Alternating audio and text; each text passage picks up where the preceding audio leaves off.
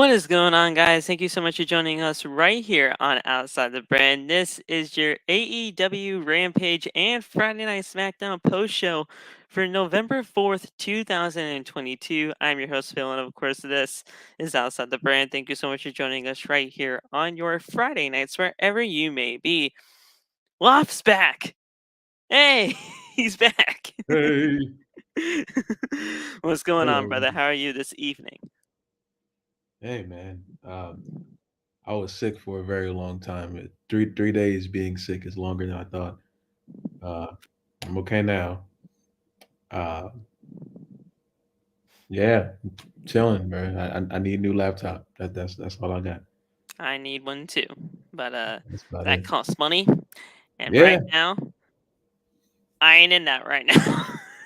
I feel you.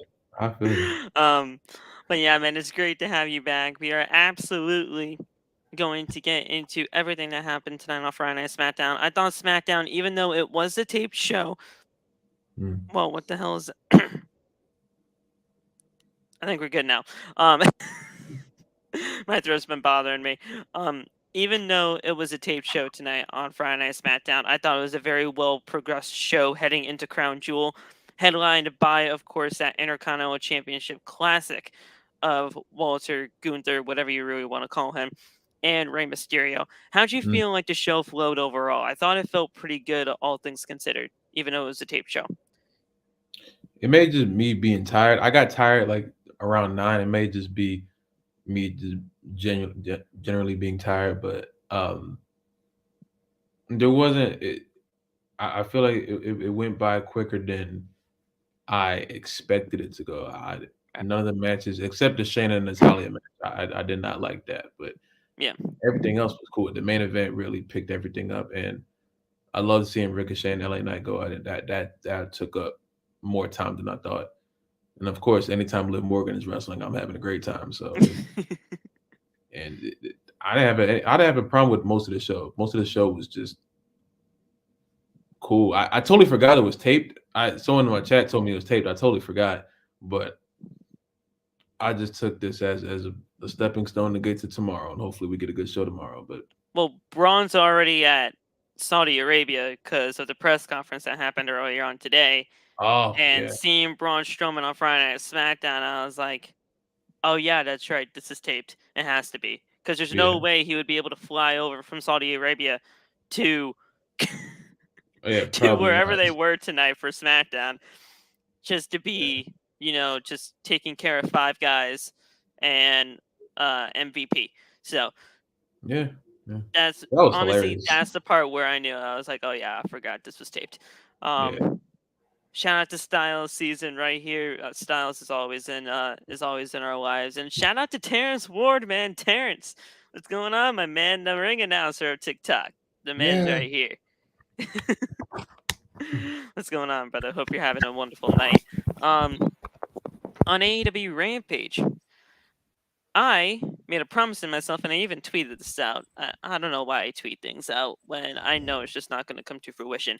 Um, and I was What? only going to watch AEW Rampage to see the Katsuyori Shibata match and Orange Cassidy AEW All Atlantic Championship matchup, and then I watched the entire show. So, um, All right. but honestly, to be completely fair, I'm glad I watched the entire show because this AEW Rampage was way better than AEW Dynamite that happened on Wednesday. Dynamite just felt completely out of place. It didn't flow anywhere like it normally does. And to be completely honest, it just felt like a complete shit show at times. So honestly, if AEW Rampage at 1 hour felt a lot better than Dynamite at 2, maybe it was just trying to figure out what was going on throughout the entire weekend. If you saw that controversy, Mm. um, maybe they were just trying to figure things out. But other than that, I thought Rampage was a great show. Even though if I don't think you saw it, but I thought it was a great show, and we'll go over that tonight. Mm-mm. I did not watch. I heard people talking about the Orange Cassidy match, but I told you I definitely forgot Rampage comes on today, so I'll go check it out later, I guess. So yeah, let's get right into it. We started off. We'll start off with SmackDown because I think SmackDown was the better of the two tonight, even though it was both great shows tonight. So we started off Friday Night SmackDown tonight. From it was in oh yeah, that's right, it was in St. Louis because last Friday was in St. Louis. That's right. Um, we started off with the no disqualification match with Liv Morgan and Sonya Deville. This was fantastic. I thought that Liv Morgan, she's still trying to get into this character of, being absolutely crazy. And, it's still kind of, I'm getting used to it, but it's kind of just, it's weird to me. I'm always thinking of this bubbly Liv Morgan that is going to be like, in it for the fans. And then she just jumps off the ring apron, going through a table, smiling and laughing about it. It's just a different type of feeling for Liv Morgan. How do you feel about this, man? I mean, you've been a Liv Morgan fan since day one, since I mean, hell, even before NXT days, probably. And you didn't even really see her in NXT. So, how do you feel about all this? If it's leading towards a partnership with Bray, I'm all for it. There's not much she can do that I won't like, if I'm being completely honest with you. True. So I'm on board with anything they're trying to experiment. I'm on board with it. I just want to make sure that it goes well. I know this is probably gonna be something that a lot of people are gonna take a long time to get acclimated with because, like you said, you're used to one personality of hers. You're not really used to anything else. So I mean, she's been this type of a way all her yeah, career. So, it's kind of hard trying to get used to a new type of character for her, but I'm willing to give it a chance. It's just gonna breathe a little bit more. yeah. I mean, they have all the time in the world, and I'm part of me is bitter because why wouldn't you do this when she was champion? Why would you wait until after she loses to she who shall not be named? I'm not sure why in the world you waited until then Right. um to do this, but late better than never. Late better than never. So whatever they decide to do, hopefully they get out. Hopefully that was like a blow off match tonight against Sonya. I'm not trying to see a long term feud between Liv and Sonya, if I'm being honest with Same. you. But Oh, 100%. I yeah, agree with that. but Um, whatever happens, I hope they do it well. I yeah. trust them. Now, I thought that this no disqualification match was exactly the type of match that we should have gotten at Extreme Rules against She Who Should Not Be Named. Oh Like, the match at Extreme Rules was, to me, just a complete. It wasn't a disaster, but there were some disastrous type of parts within that match, and this extreme not Extreme Rules match, no disqualification, it's the same difference. yeah. It just it felt a lot more fluid. It felt like they actually knew what they were doing in the ring together, and to be completely fair, it honestly had a lot more great spots than what we saw at Extreme Rules. I thought they both did really well in this matchup. Yeah, I was cool. I mean, the Extreme Rules match, that was a I weird mean, you were there, feeling. so you would Yeah, know that better than anybody. the crowd wasn't into it. I was sitting on my hands because I knew that the inevitable was coming in the next 15 minutes. But I mean, the match itself, it was very weird to watch because it was just it wasn't good. And I try to be fair with my criticisms with all every superstar. You know what I'm saying? I was telling my friend before. I'm like, in this match, if you're going against someone that they hold as highly as they hold her, speaking about Ronda, you have to Liv has to add more to her offensive catalog instead of just enziguri kicks and high knees. You know what I'm saying? And like the little face breaker she does because I've been saying this ever since she lost. Well, really ever since she won. I haven't seen Liv Morgan wrestle better than her match at day one against Becky. That was the last time I saw Liv Yes. Morgan wrestle at the top of her ability. It's like that's what made me mad because I knew that she could do it. And then I'm like, okay, maybe I shouldn't get mad at Liv in this circumstance. Maybe I should get mad at the person who she's wrestling because this is a two-person thing you got to go in there with. And seeing that Liv is working on her offense and Ronda to me is not a good wrestler, it that all equates to bad match. You know what Yeah. I'm saying? So, as far as tonight goes, it was cool. I think Sonya is a great wrestler. I'm not really on board with her character. God, I'm just not a big Sonya Deville person, but Right. she is a very good wrestler, and they seem like they worked well together as far as like the clashing of their personalities and characters in the ring. So as far as that goes, everything else is cool. You know what I'm saying? I need to see more from Liv, especially with this new character, because people already have been super on her ass about just anything else. So now you're doing something new. Now it has to be good, or I I don't know. You know. So we Yeah. have a time. I You have a time period. You have a time right. period to see what happens. So I mean, I see what agree happens. with everything that you were saying. I mean, Liv Morgan, ever since that day one match, I knew that she could be held to high standards when it comes to an actual like big type of a stage when it comes to a pro wrestling match. And then we haven't really seen that type of not that type of a professional wrestler that Liv Morgan could be, because we all know Liv could be great. Is that I just think that with the way that obviously it's booking. Booking has a lot to do with it, but Mm, it's also the fact of her getting into the ring with the right type of opponents for her. I think yeah. Becky, as much as people love to criticize her, and you guys know that both Loff and I criticized Becky a lot in the past, Mm-hmm. especially during the whole time of her, doing the whole little hobbitses type Ugh. of deal. Um, when she was a heel, regardless of whatever type of character she was playing, she always brought the best out of people.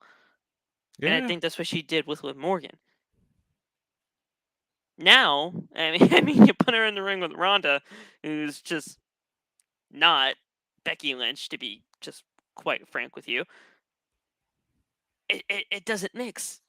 Now, Sonya Deville is not Becky Lynch either, but I think Sonya Deville has a lot better qualities of a professional wrestler and actually knows what she has been doing because she's a veteran in this business Mm-hmm. more than what Ronda Rousey has been. Because Ronda Rousey,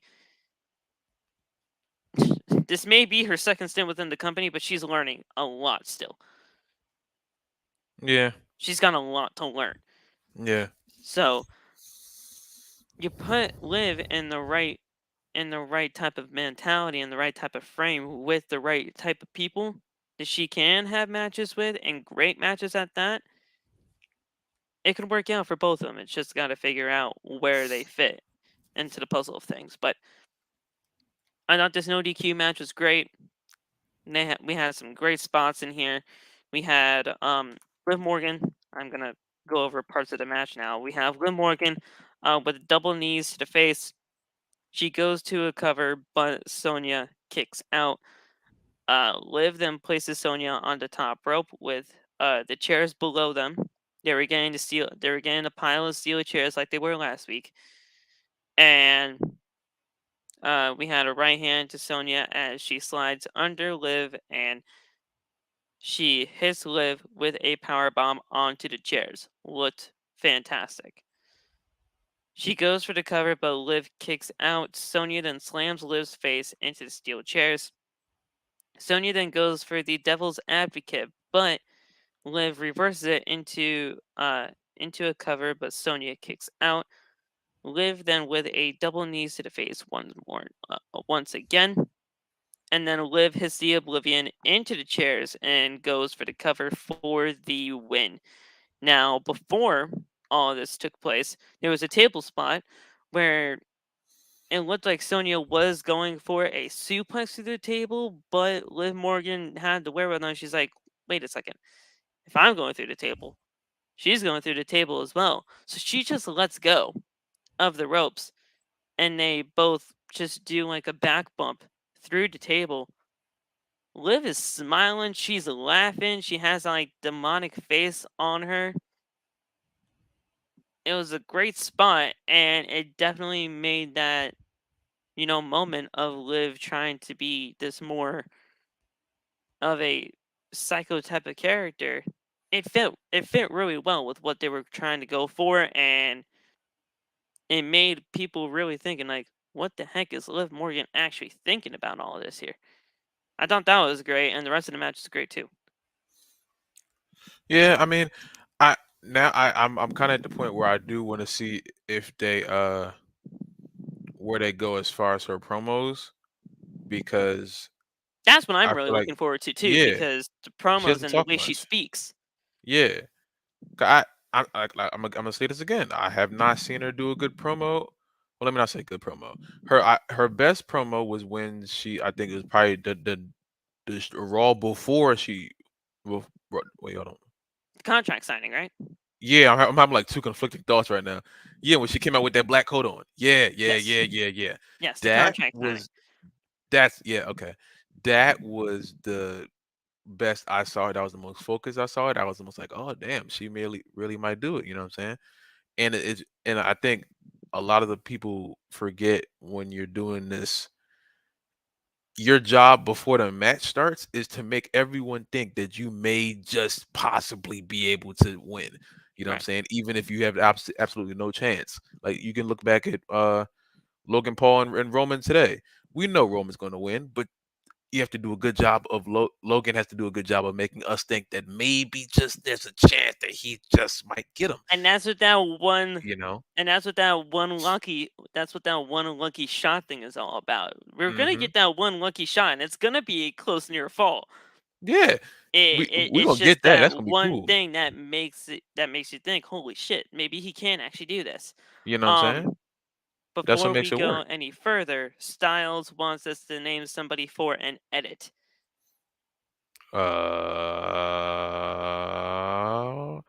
Abyss. Abyss, oh my god. For me, I was gonna say Big Bob. Let's get that going. That would be awesome. I love Um, that guy. you can do Abyss or Big Bob. Styles, how about that? And apparently Styles is also saying that it looks like Big Bob could be next for Roman after Crown Oh, Jewel. oh, oh, That would be don't tease interesting. me with a good I love time. that. Oh man. If Big Oh, Bob and Roman actually went at it, I'm not mad at that. I'm not mad at that. Now, I oh don't know man. how that would actually work because, I mean, we got Survivor Series, Yeah. and I think the Bloodline is going to be in War Games at Survivor Series. Mm. I don't think there's any December pay per view unless they just make one up on the fly. At Yeah, the they could do Rumble, that. Rumble. that's Yeah. really the next pay per view, unless they just make another December pay per view. Yeah. I mean, they could do what Do you NXT did. think NXT just bought do you that think one. Bobby and Roman is well, no, I shouldn't say it's not Rumble worthy. It definitely is Rumble worthy. It's just I, I it's would going to go be for a that. long build. That's the only reason why I'm trying to figure that out. Yeah, I mean that would also force Roman to be on Raw more because, or that could force Bob to be on SmackDown, which I think is Bob should have been on SmackDown when they had the draft the first time, all those years ago. Well, when they had that first draft when SmackDown first came back, and Bob should have been on SmackDown then. But you know, 2016? I don't think no, Bob was in there back then. no. What year was it when it was when SmackDown first came back when Jeff finally went back to SmackDown when Jeff was Oh still here. shit, yeah. I think 18. What was that no, it's like that was like No, 2020, right? they What had a year was draft in that? 2020. I don't I know. think whatever was the last one because they didn't do one. I feel like we skipped a year. We did have a draft in 2020, and it was 2021. Okay, all right. I knew it couldn't have been that far away. no 2020. Yeah, All I remember is from that draft is Jeff being back on SmackDown, and then I was like, Bob should get that Yep, was when SmackDown got stacked. Jeff was on SmackDown. Yep, Yeah, night 2, Monday Night Raw, October 12th. Jeff Hardy yeah. dropped to SmackDown. Oh, That was when they stacked SmackDown, and then immediately started releasing the people that they stacked on SmackDown. that whole time period, Bob should have been on SmackDown then. But if this means Bob's gonna be wait, on SmackDown more, we got it. no, wait, What? no, no, wait. Okay, hold on. Um, Jeff Hardy. No, Jeff Hardy was drafted back in 2018 to Friday Night SmackDown. My bad. 2018. Because in 2019, apparently he was drafted back to. Yeah, because he was on Raw for like a little bit, because that's how he had the match with Karrion and stuff like that. But then he got moved back Because it says before. night 2, on Monday Night Raw on October 12th, Jeff Hardy, pre-draft brand, he was on SmackDown. Post-draft brand, he was on Raw in 2019. So he was drafted to Raw in 2019, which maybe probably Okay. had him in the match with Karrion at that time. So maybe it was the 2018 draft. I don't know. Um, All I know is Bob Either way, should be on Jeff was SmackDown. on SmackDown. I do remember that. Yeah, Oh 'cause wait, that that's that's right, because he was Intercontinental Champion. yeah.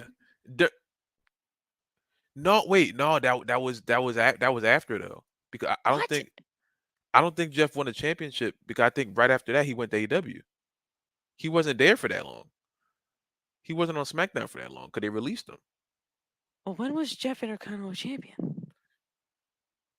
before quarantine. That was before quarantine. Yeah, it had to be before. I'm looking this up. I'm gonna have to look this up. 2018 and 2017, like dark periods in my brain. I can't remember.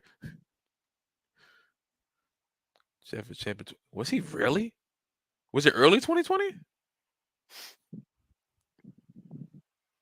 All right, let me take a look, because Gunther's been champion for like 147 days. So hold on. Jeff Hardy was. Oh yeah, Jeff Hardy was champion in August of 2020. Jesus. Holy Oh, crap! that's right, and that's when Sami Zayn won the freaking championship, because oh my God, it was at Clash of Champions, and then Big E won it on that SmackDown. Yep, I remember. Okay. Because Big E won the Intercontinental Championship on that Christmas episode of SmackDown. Oh, It was okay. a All right. lumberjack match. Okay. Okay. Yep. Um. Yeah. My Either way, 2018, 2017 knowledge is very dark. I don't remember shit from those. Like those 2 years, I don't remember anything for yeah, some no, reason. it's legitimately a blur to me what happened during the pandemic era of 2020 for WWE. I remember that like it was yesterday though. For some reason, the pandemic, it was cool. I feel like I was watching it more during that. I don't know why. It's just like everything before those last years before 2020 was just I'm so no. glad we started this podcast as soon as the fans came back, because I'm telling you right now, if we Oh started yeah. this thing during the pandemic era, I don't know how long the podcast would have lasted. It- I'm I, sorry. I wouldn't have been able to review Raw. I'm No, saying that right now. I want to be able to review any show. I'm sorry. It did not click at all. Even when Michael Cole and Triple H were on commentary together, it did not feel right. Mm, And I remember that one time where Triple H and Michael Cole were doing commentary together, and it was one of the most hilarious things, because Mojo Rawley was also there, and he was trying to get Michael Mojo. Cole hype, and Triple H was trying to get Michael Cole hype, and it was just like, what the hell is happening here? SmackDown was Jeff was killing it, but United States Raw was champion in 2018. I remember that now. That's right. Yes, Jeff was U.S. champ in 2018. I want to watch that again. See, I've never forgiven them for never giving me Jeff and Rollins. I feel like Jeff and Rollins never fought ever.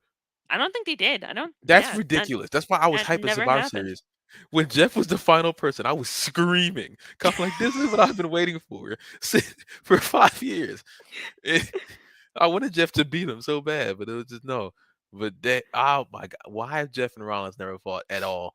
like in any scenario. Did you see my most slept? Did you see one of my slept on matches? TikToks. It was Jeff Hardy and Shawn Michaels. What, the one on Raw? Yeah, Okay. I have that on my TikTok. It's like slept on matchups episode 2 or something like that. Oh shit. Yeah, Um, that is one. Oh my god, I haven't even thought about that match. Jeff versus Ray has never happened either. I remember. Yeah, No, Cap. Jeff versus Ray. I don't think has ever happened. Jeff and Ray had to have happened on SmackDown. There's no way in the world. No. There's no way in the world. Jeff Hardy At least versus during Rey my era of Mysterio. SmackDown. Let's take a look. No. Ray was wearing red. No. I don't think it's ever happened. I haven't seen There's no anything. way possible. Either that or I was just Okay, like wait a high second. as a 9-year-old. This is a fucking Reddit post right here. Wow, did Look! Jeff Hardy versus Rey Mysterio really never happen? Wait, what? Jeff Hardy just gave an interview, and yeah, I never really noticed that this match never took place. Their only encounter in the ring was in 2009 in a fatal 4-way match with Chris Jericho and Oh, the Kane. fatal 4-way. I think it was an elimination match, and Jeff and Ray were the last two. So they had That's okay. That's what I so they remember. had interactions with each other. It was just in that one fatal 4-way, and it came down to the final two being them. That's okay. I understand now. Cause Ray versus Triple H, I know for a fact it never happened. I know this match never happened in their career. Damn. Which is kind of a shame because I think that would be fucking great. Yeah. But I feel like they were always on two different brands. Like Ray was always on SmackDown, right. Triple H was always on Raw. So yeah. I don't know how the fuck we got there, but yeah. I don't know. Listen, guys, if you guys have any slept on matches, leave those matches in the comments of my last slept on matches video, which is Jeff Hardy versus Shawn Michaels on Monday Night Raw. I'll do a review for you guys. The matchup that I have upcoming is Sasha's first women's championship win on, I believe it was like a Monday Night Raw episode where she beat Charlotte for her first ever championship on the main roster. I remember that. Oh, I was screaming. That was a good That video is in my drafts, and that'll be coming soon. But yeah, if you guys have any more slept on matches, just leave it in the comments of that video. But all that being said, Liv Morgan, she looked great in that one match against Sonya Deville tonight in that no DQ match. And we had Megan Morant. She is backstage with the returning of Emma. Obviously, Emma returned last week on Friday Night SmackDown. She is here, and she is fully back into WWE. She tells Megan that it has been 5 years since she stepped foot into a WWE ring, and she wasn't sure if it would ever happen again. When she accepted Ronda's challenge, her heart was beating through her chest. As she was talking, though, a wild Xia Li appears. For whatever reason. We haven't seen Xia Li in like... I feel like it's been a year at this point, but I know it's been shorter. It's just... I'm happy to see her. Goodness gracious. Why Xia Li? I hate how they built her up as like the greatest thing ever, and then no, she just never shows up. She was like the protector, and I was like, wait a second, what are you protecting? The biscuits and Titus Catering? Like, what do you want? She's gonna protect us from like bad people. As she said on the comics, and her dad protect us from the on bad her people. dad? And her dad. Yeah, she was like something happened with her dad. Oh no, her dad died. Someone died. What? So I really hope that comic was not her real life, because if that's so, I'm really sorry. But I thought someone died. They had a comic, and it was like when they were doing the promos for before she even wrestled, they were doing the comics, and like someone died, and then she was gonna protect them from the people. I don't remember that who, like, all. When was this? I don't know. I don't know. whenever they still first started showing Now the I Xia feel Li promo, bad because somebody died. Like what? I hope it was just for the show. I really hope so. 'Cause they kept showing it every week, and I thought it was like the lazy stuff. I didn't know. I didn't know what they were doing with that. I thought it was just like a comic. Please, for the love of God, be a comic. I really hope that's not a true story, 'cause then No, I'm gonna me feel bad. neither. Because then I'll be sad. But I mean, like, I don't know. That's freaking weird. Um, Styles, I don't want to know that fun fact. That's a nasty I fun fact. I don't want to know that. It's not Jinder fun. That Mahal. fact was not fun.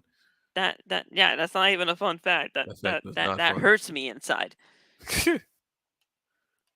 Um, so while Xia Li appears, she tells Emma that the only thing she proved is that she is weak.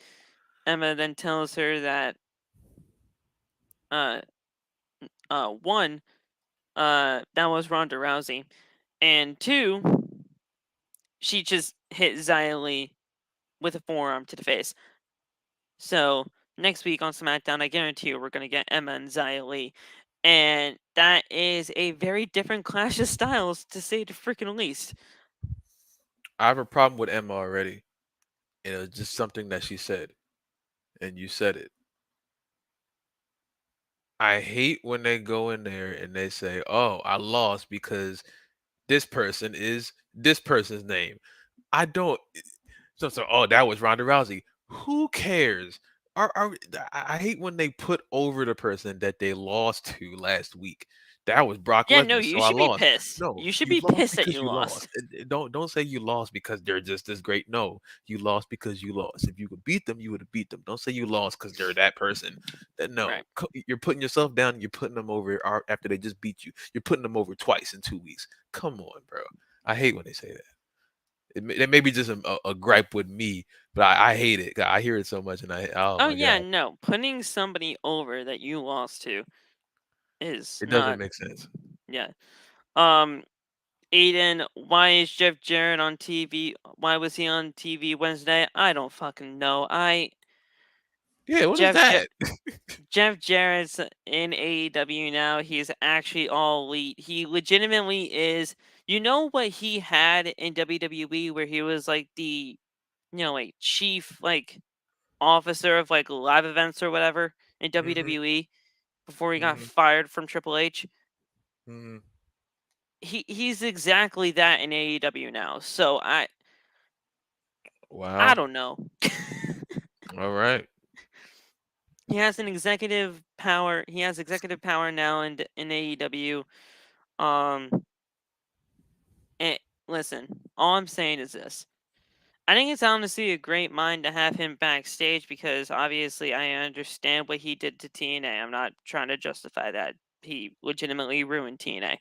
Nope. Um, but if you're gonna have him in a backstage capacity, that's perfectly fine. But if you're gonna have him on screen, it better be minimal because that guy does not need to be on TV in 2022. Yeah, no, I still haven't forgiven him for ruining that Uso and Profits match and therefore ruining the reputation of the Profits forever. So I'm not even. I'm happy I didn't even notice that even happened. Now I was I cool with do that. now I do have a feeling that at Full Gear we're probably going to be getting Jay Lethal and Jeff Jarrett versus Sting and Darby Allin. I think that would be fucking disgusting, but I Oh, think that is what they're trying to build towards. oh I God. hate that, but that's the only reason why I think that's probably going to happen because he came out in Sting gear, he hit Darby Allin with a guitar. I mean, All right. I don't know. I don't like it. I don't like it personally. I don't like that he's here, but apparently the contract that I put together without even really Tony sold me to put together a contract, but he didn't tell me who it was going to be for. It was fucking Jeff Jarrett. I should have never made the contract. This is ridiculous. I This is absolutely ridiculous. okay. Just shoot out the question, brother. Don't worry about it. Um Yeah, so Mm. now Jeff Jarrett has appeared in GCW, AEW, WWE, all in 1 year. He also wrestled in Ric Flair's last match. And he was a part of Jim Crockett Promotions, I think, as well. So the guy, all in 1 year, just says, yeah, I'm professional wrestling, apparently. Which you're Knows how to not. get paid, I guess. Why does Two Dimes got beef with Darby Allin? I didn't even know that was fucking Two Dimes. His name is Yeah. like Who who let the two fuck? nickels back? What the hell is his name? It's like 2 pennies. no, well, no, not that was his thing in NXT. Oh. Oh. What the hell is his name? 3/4. Nice one.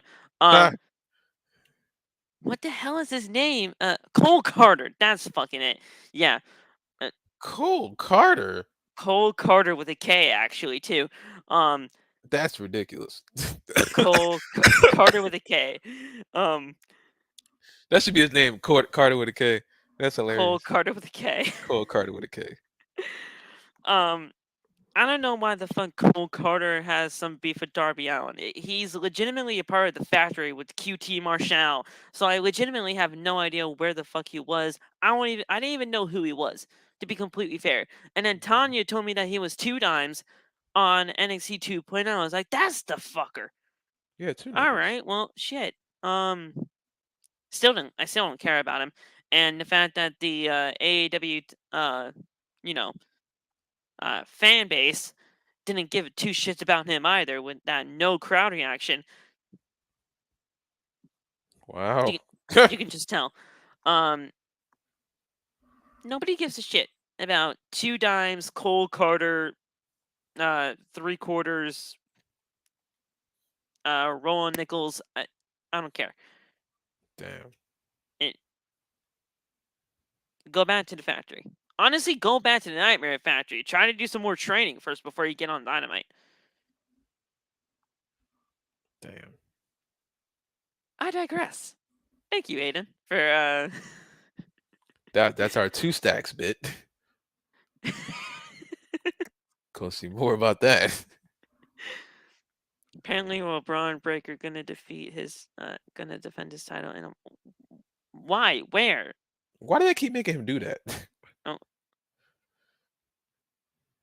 can Basically, Jacob Braun just Fatu get immediately do signed to that. WWE already and dominate? I'd love to see Jacob Fatu in NXT, but I don't know. They probably just put him in the Bloodline again. Oh my god, I can't handle this anymore. Stop doing this. I don't want that, dude. I'm not saying that I want that. I'm just saying that with him being a part of the man. family, You it would can't happen. say it. You can't verbalize it. We go over this every week.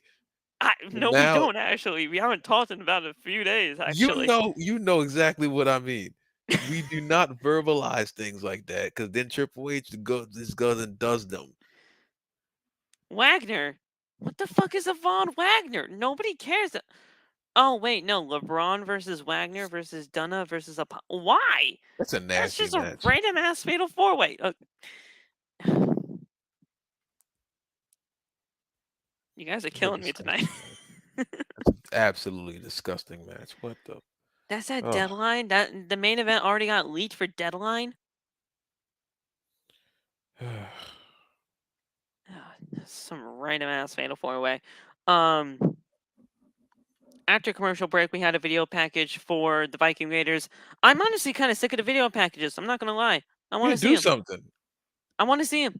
Vicious Viking Raiders time. Let me see them and let me see Sarah Logan. Please. Do it. Do it now. Do it Damn. now. I understand what they're trying to do. They're trying to build up the hype, but I think the hype is already built up to a point where I really just don't care anymore. I just want to see him. Do it right now. Even if it's a jobber match, I don't care. Just get him out there. Get him out there with the presentation. Do something with him. Yeah. Ricochet and LA Knight. Let me talk to you. Oh, that's my guy right there. That's my right. guy. Yeah. That's right. Yeah. That guy's great. I have to say, LA Knight is the quintessential heel that SmackDown needed. He's doing a great job so far. You get a SmackDown reaction, needed a everything. facelift in the heel department. He's a perfect fit for that.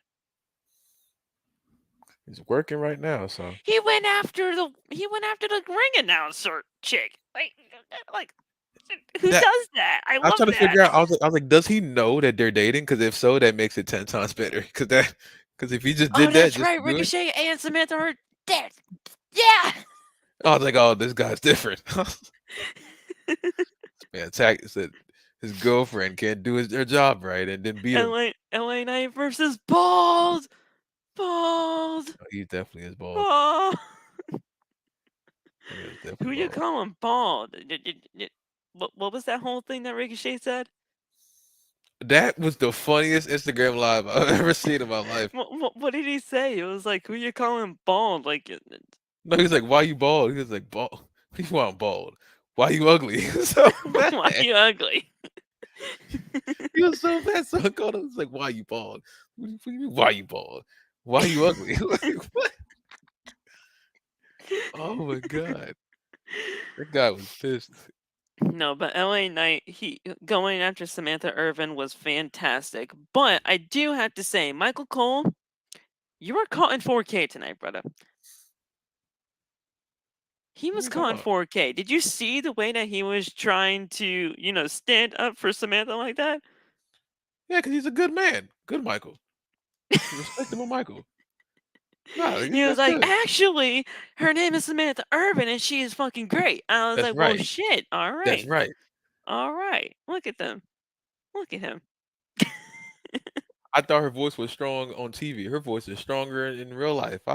Holy crap. Standing up. She's Standing up for Samantha good. Irvin like that when Ricochet is legitimately right there.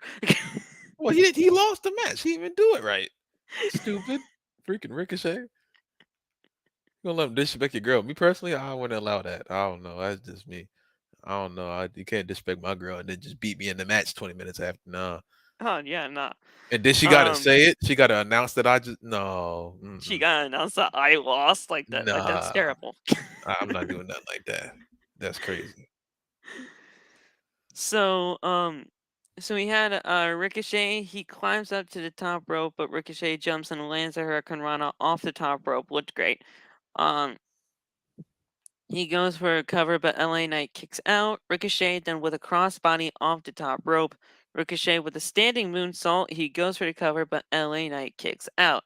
Ricochet then climbs to the top rope one more time. He jumps, but LA Knight moves out of the way. Ricochet lands on his feet and he rolls LA Knight up, but LA reverses it. And he does a cover as he gets his hands on the ropes for leverage, and that is the pinfall victory. Yeah. LA Knight wins with the help of the ropes. But honestly, I really don't care because LA Knight should be winning all these things at the same time. I love He's the one. Wade Barrett during LA Knight matches because Wade Barrett is a huge LA Knight guy. Um, He sees the vision. he obviously sees the vision, and he saw the vision back in NXT as well. So the guy just knows what he is doing when it comes to LA Knight, and he makes him look like a freaking $1,000,000. Love it. I love it.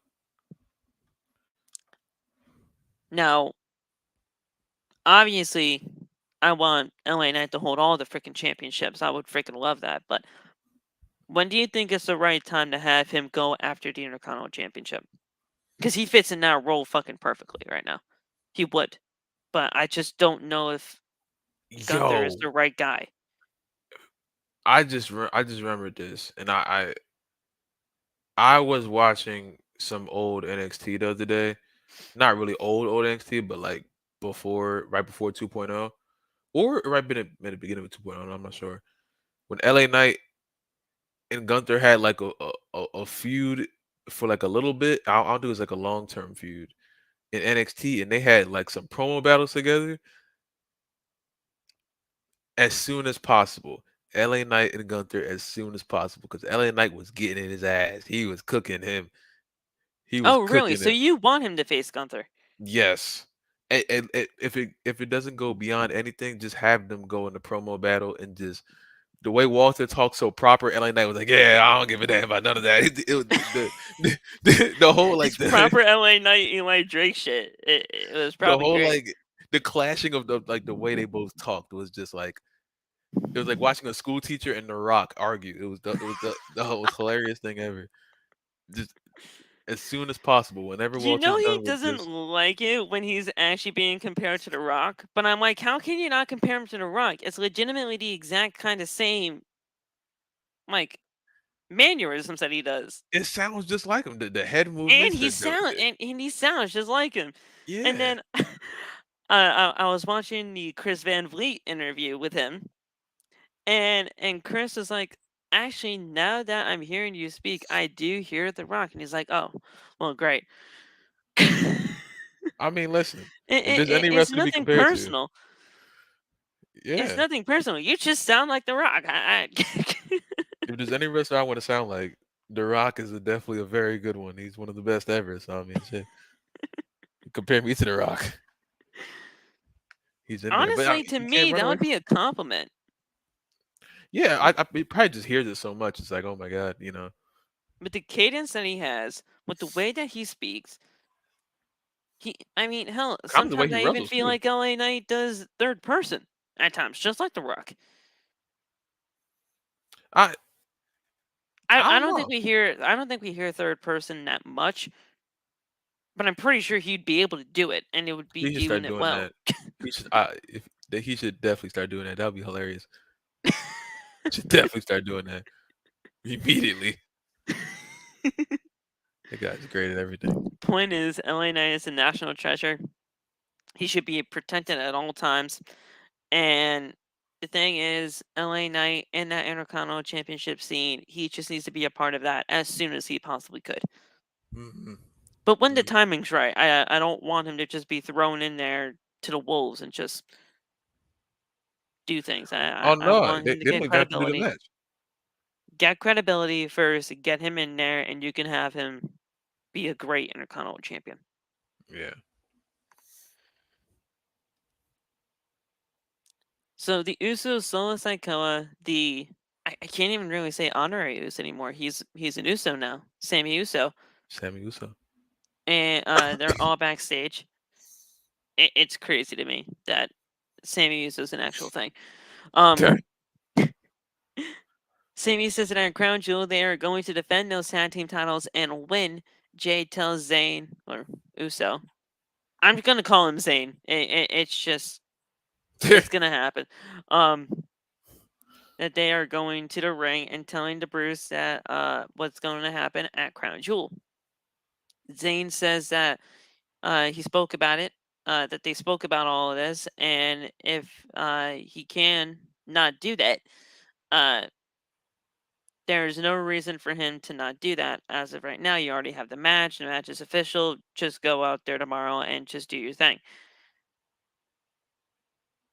And Jay says, "Listen, this isn't a bloodline thing. This is a Uso thing. We were tag team champions before you, and we're going to be tag team champions long after you are gone." Jimmy then says to Sammy, "He's got a point, my dog." And then he leaves. Zayn then tells them not to leave, and he's just screaming, "My dogs!" And then it just goes to the other segment.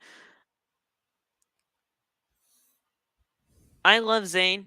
I think Zayn is fantastic. I think Zayn has just a great comedic timing. Everything that he's doing with the Usos right now, with his dogs and everything like that, it's just, I love it. Sami Zayn is legitimately the best part of Bloodline, and it sucks for me to even say that because I feel like Solo Sikoa is kind of just standing there in the background, not. I mean, he is standing there in the background, not doing anything, but I feel like he should be That's doing a exactly what's lot happening. more. That's exactly what's happening. He's just standing there not doing anything. But I Shouldn't have been feel in like there he first should be place. doing a lot more, and that's not what's happening right now. But I think it's just really all focused on Sami Zayn right now. Yeah, But he is the hot commodity in all of this.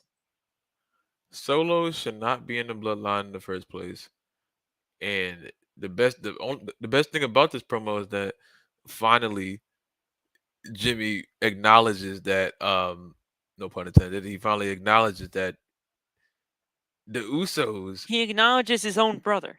For yeah, once. the Usos things and the Bloodlines things are separate. Yes. The Usos do not need to be in the bloodline. That's been my issue this whole time. The Usos at their strongest, it was just the two of them. It was just the two of them. So like, Roman not being there gave them an out to get them into the whole Uso stuff and not Bloodline, which is yeah, great. to hear it said, to hear like that's a Usos thing, not a bloodline thing. That was like, okay, now they're finally acknowledging that these two are already one of the best tag teams of our generation without Roman being there. So it's just Right. like him being there. I don't think it's enhanced them. I think it's kept them the same. They're always going to be what they are. You know what I'm saying? But I love Styles. He's just saying the Bloodline just like shouldn't exist. that's a crazy sentence. Like I know what he means, but that's a crazy sentence. I mean, listen, I understand where you're coming from to an extent, but without the Bloodline, none of this would have happened. None of this would ever happen. I don't think I, I don't think this like almost 2-year reign as tag team champions would have happened for the Usos. I'm sorry, I don't. I Really? I, I don't know because if things didn't happen the way they did, especially with Roman honestly creating the Bloodline, I don't know where things would have been. I Hmm. I just really don't. Obviously, Sami Zayn would not be where he is right now. Solo Yeah. Sikoa, he probably wouldn't even be up on the main roster at this point, to be completely fair. Solo be better off, if I'm being honest. He'd be better off without him because he was doing fine NXT without him. And honestly, did Solo even win championship gold in NXT? Technically, he won the North American Championship, and then Sean took it away a week later. That's right. That's right. But that's about it, from what I remember. No, you're right. You're right in that. But yeah, I don't know what would have happened to basically any of these guys if it wasn't for the bloodline. To be fair though, I do think even if it wasn't for the bloodline, I still think that we would have had Roman as world champion for this long. Yeah, Bec- the bloodline was never needed to. I never. That's why the only way I think about it now is that I hate it, but it's gonna feel so much better when it finally ends. So I'm just in the waiting. We're just in the waiting sense at this point. But yeah, I loved I what don't it like did the for their marketing though. careers, but I also it's just like what happens after, right? Yeah. Yeah, I mean, I I try not to think about that, but it's like at the same time, I am very interested in what happens specifically with Roman Reigns after all this stuff is over because I don't you can't call yourself the tribal chief after all this. Once you lose the championship, there goes his whole character.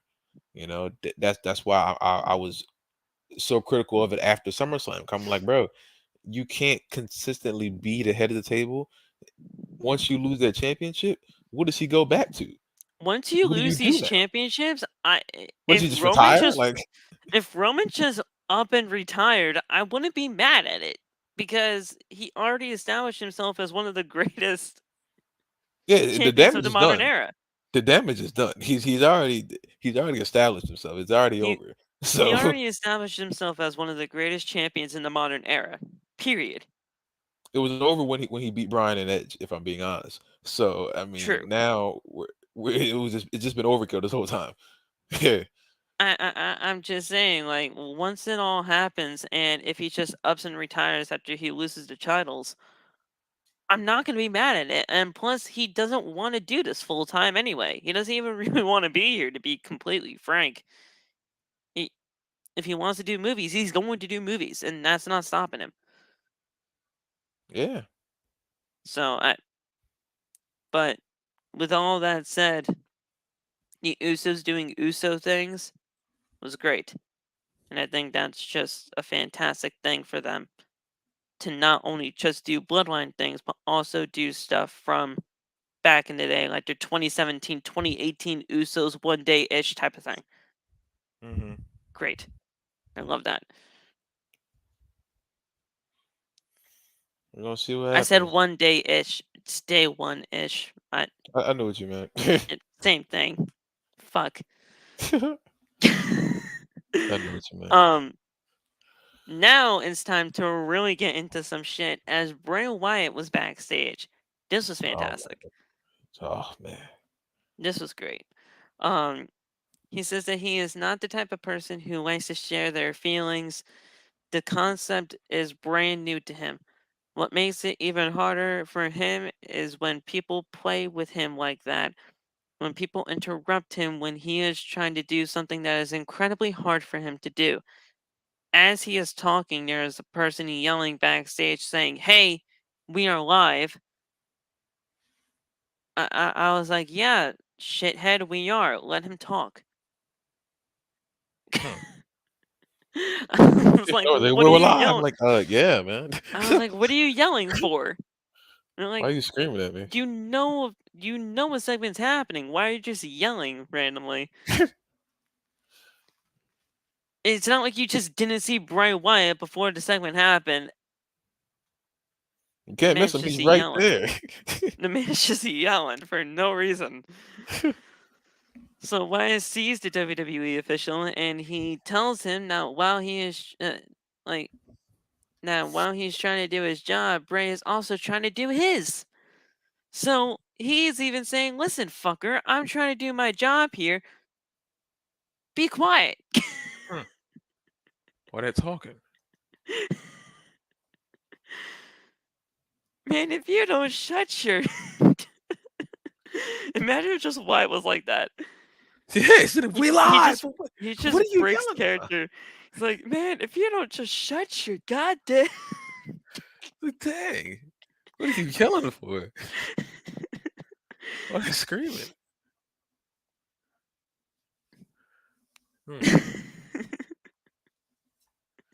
Bro just goes off script and he's just like, "Dude, what the fuck?" I thought someone was gonna bump it. I knew once he said interrupt him, I knew someone was gonna interrupt him. I thought it was gonna be Oh, rough. I didn't know yeah. some guy was gonna come up behind and start screaming, "We're live!" Yeah, I know. This camera's here. You see this camera right here? What were you going to say though? Were you gonna be like Freddie Benson saying in 5, 4, 3, 2, and like, bro, like, come on now, Give me stop it. some warning. We're Like, already oh my live. god, he's talking to the camera right now. It's 9:00. And he's saying, "Come on, follow me," as if the cameraman wasn't gonna follow him. So come here. Come and put this camera on this stupid ass. Do what you just did again. What? He's so mad. That whole thing was just ridiculous. Oh man. It's a great Why are segment. you yelling in a New York accent? The fuck is you yelling? So Wyatt says it's like when you see someone in traffic who cuts you off and you start thinking of what you can do to them in 30 seconds of having them in your grasp. I had that happen to me today. To be What? completely fair. So when he actually said that, I was like, "Man, you know what? I'm actually getting with you at this Like, point." I felt that. Yeah. I felt that today because somebody cussed. No, you know what? No, I'm gonna be ranting here because this guy Oh has god. legitimately no idea how to fucking drive. Okay, Oh no. I was getting off, right? Okay. And I was trying to merge on into another part of the fucking highway. Okay. You know how lanes, they shorten up because Yeah. the barriers and everything like that, they're there for a fucking reason. Mm. The lane was shortening up. I was legitimately on the actual side of the road. Nobody was letting me into the other lane. Nobody. I Mm. legitimately almost had one side of my car, driver's side, may I add, hit the freaking barrier because nobody's letting me inside. Damn. Let me inside the Pause. freaking lane. Yeah. Let me in. Fucking Bray Wyatt. I was beeping that goddamn horn. I was doing the whole goddamn thing, and people were giving me the middle finger. Damn, it's tough. For Hello. Y'all be wild in Connecticut. What's going on over there? I swear, Connecticut people just don't know how to drive. I don't know how it's like in Philadelphia, Oh, death. but I could have died today. That's it. It's not any better, I promise. And it's that exit that I have to take to get to work. Like it's the final exit I have to take before getting onto the road to get to work. And it's that exit every single fucking time. I always have an issue with that exit. Every time. Nobody lets anybody in on that exit. And if you ever come to Connecticut and I have to and we have to get near that place, I'll legitimately show anybody that comes to Connecticut because fucking exit 18 on I-84 sucks ass. It does not allow anybody to get in. Don't go to exit 18 on I-84. And oh my goodness, is this man showing up an hour late? Zay, what the fuck happened? What is that? What? Oh my god. Look, bro. To be honest with you, I just woke up and did like the super fast 5-minute Twitter recap on wrestling tonight, and just wanted to talk to people because Shinsuke and Santos next week. Yes. Yeah, man. Shinsuke was also mentioned on Rampage tonight. Well, damn. Sorry. Anyway, how are y'all? How are y'all people? I mean, we're okay. I kind of just ranted on my driving incident that happened earlier today before work, but we're good now. Yeah, I heard you were like, you had got cut off and were trying to choke somebody in 30 seconds, something like that. Something, yeah. I mean, Bray Wyatt was talking about, have you ever had that kind of a feeling where you're getting cut off on the highway or on the road, and you just have like that one moment where you just have 30 seconds with that guy or woman, and you just want to do just some horrible things to them. I'm like, oh, okay, yep, there's some things. That's a damn shame. So, but he says that he can't get them out of their head. He can't stop thinking about it. He needed the WWE official to look him in the eyes and apologize to him, and he didn't mean to come in. He wants the WWE official to tell him that he is sorry. He says that he is sorry, and that he didn't mean it. Throughout the segment, cryptic images flash in between what Bray Wyatt was saying. Wyatt tells the official just to please leave, and images of Uncle Howdy are on the screen. So Uncle Howdy's getting in the head of Bray Wyatt again,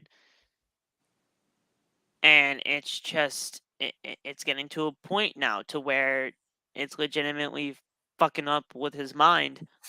And we saw an image of a woman in this type of, scratchy images as well. So it looks like we could be seeing some more things heading into the fold. And now with Crown Jewel happening and he's going to be there, that's going to be a way more intriguing segment now that we know what's happening. Bray versus the backstage dude. That's what I want to see. That would be great. That's what I want to see right now.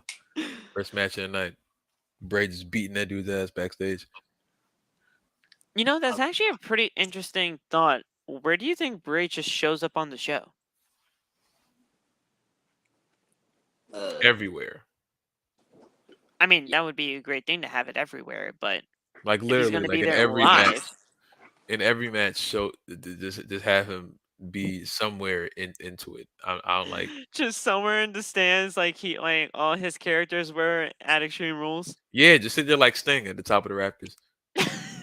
Just not do anything. Just be there, just looking. Or how about like MJF and the poker chip? He's just petting that poker chip. Yeah, just doing something. Sit there at the top and just look down and don't do anything. Realistically, I think we'll probably see him after the second women's match. It has to be somewhere before the main event, right? Because you're teasing Roman like crazy. I think. I would hope he's not just going to Saudi Arabia to come cut the same promo he did tonight. Yeah. But Oh. we are talking about Bray Wyatt. He likes taking his sweet ass time. So It's a journey with Bray, and I'm fine to take it. It's just I'm happy to take the journey, but I also, I don't got the patience Bray Wyatt has. I get confused and I'm out of here. Understandable. How do you feel about all that? Love. I mean, are you willing to take the journey along with Wyatt? Are you that patient enough, or are you kind of like Xavier? It's kind of like, all right, let's get this thing going. No, I'm here. I'm here. He got me. I was screaming my head off. On that Extreme Rules. So I mean, he got me until he doesn't got me anymore. I was saying yes, we're still alive. So apparently I'm in it. I've been in it. We good. I'm just watching. Michael Cole's saying, "Are we still on there?" I was like, "Yeah, we're still on the air, fucker. Let's go. Let's get this going." I wish I heard him saying that. I wish I heard him saying that. I did not hear a word that anyone was saying in that freaking arena. Oh my god. Oh man. So after all of that backstage stuff with Bray, out come the Usos to the ring. Jay says that the bloodline is now in your city. He said your city and not the place that they were actually in, because this was a taped show and they did 2 Friday Night SmackDowns in St. Louis, Missouri. So he just said your city to make it sound like, oh yeah, they're in a different city. No, they're not. At all. They're in the same place. They're in the same place. So he said that they are in their city. So Jimmy then tells Jay that they are on their way of making history, and it starts at Crown Jewel. They are going to be the longest reigning tag team champions ever. Jay says that it starts with the Brawling Brutes. They tell the Brutes that they are the twos and the Usos are the ones. And then out come the New Day. Every time I hear it's a New Day, yes it is, and it's Big E's voice, I was like, holy shit, Big E's back. No, he's not. Sooner or later. It gets me every time, and I don't know why. It's been their track since like 2014. I feel like the whole New Day thing started. So why isn't it still clicking to me? Sooner or later, man. Sooner or later. 2014. That's when the New Day started, right? Yeah. Mm-hmm. They just didn't do the whole "it's a new day, yes it is" type thing. Until like 15. Until like that time.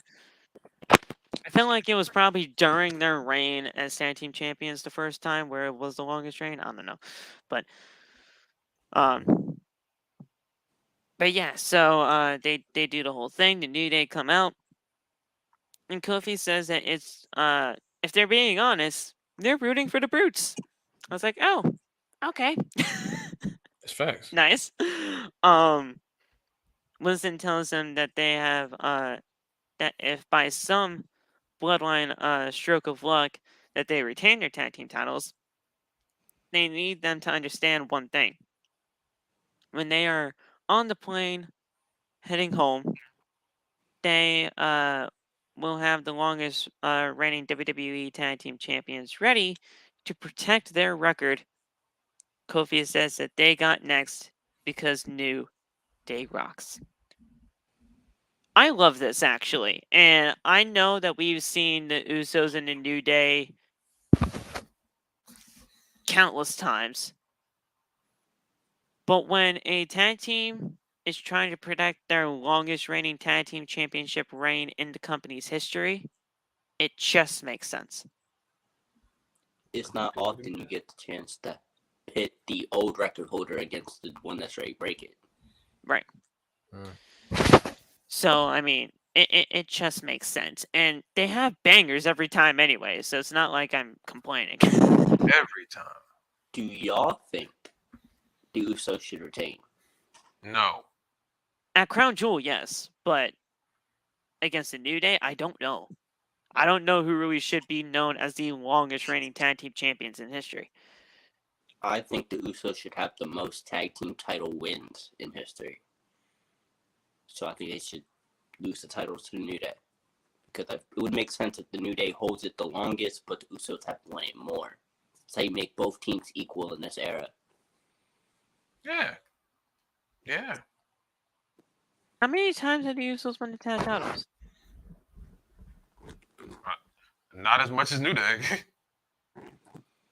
I think the Usos are at 8 or 9.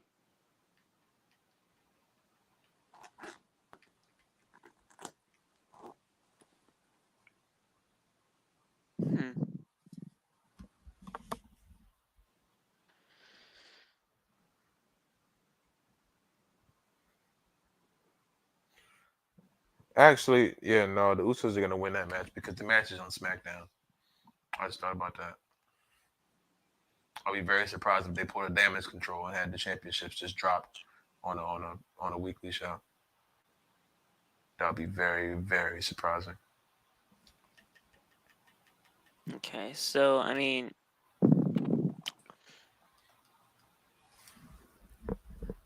apparently this is their third reign as Raw Tag Team Champions. I'm trying to find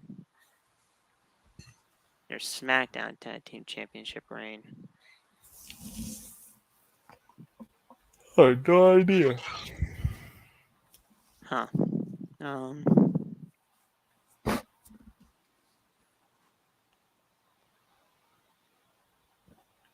then for SmackDown, this is their fifth.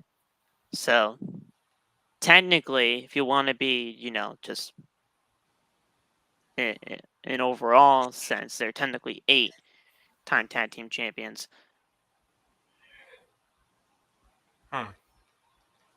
And then, well, actually, if you're going by that logic, they beat the New Day. All right. Because, I mean, the New Day have 7 SmackDown Tag Team Championship reigns. Mm-hmm. Well, actually, no. They didn't beat the New Day yet because, because they have the Raw Tag Team Championships 4 times. So, they're 11-time tag team champions, and the Usos are 8. So they need at least 3 more tag team championship reigns to get there.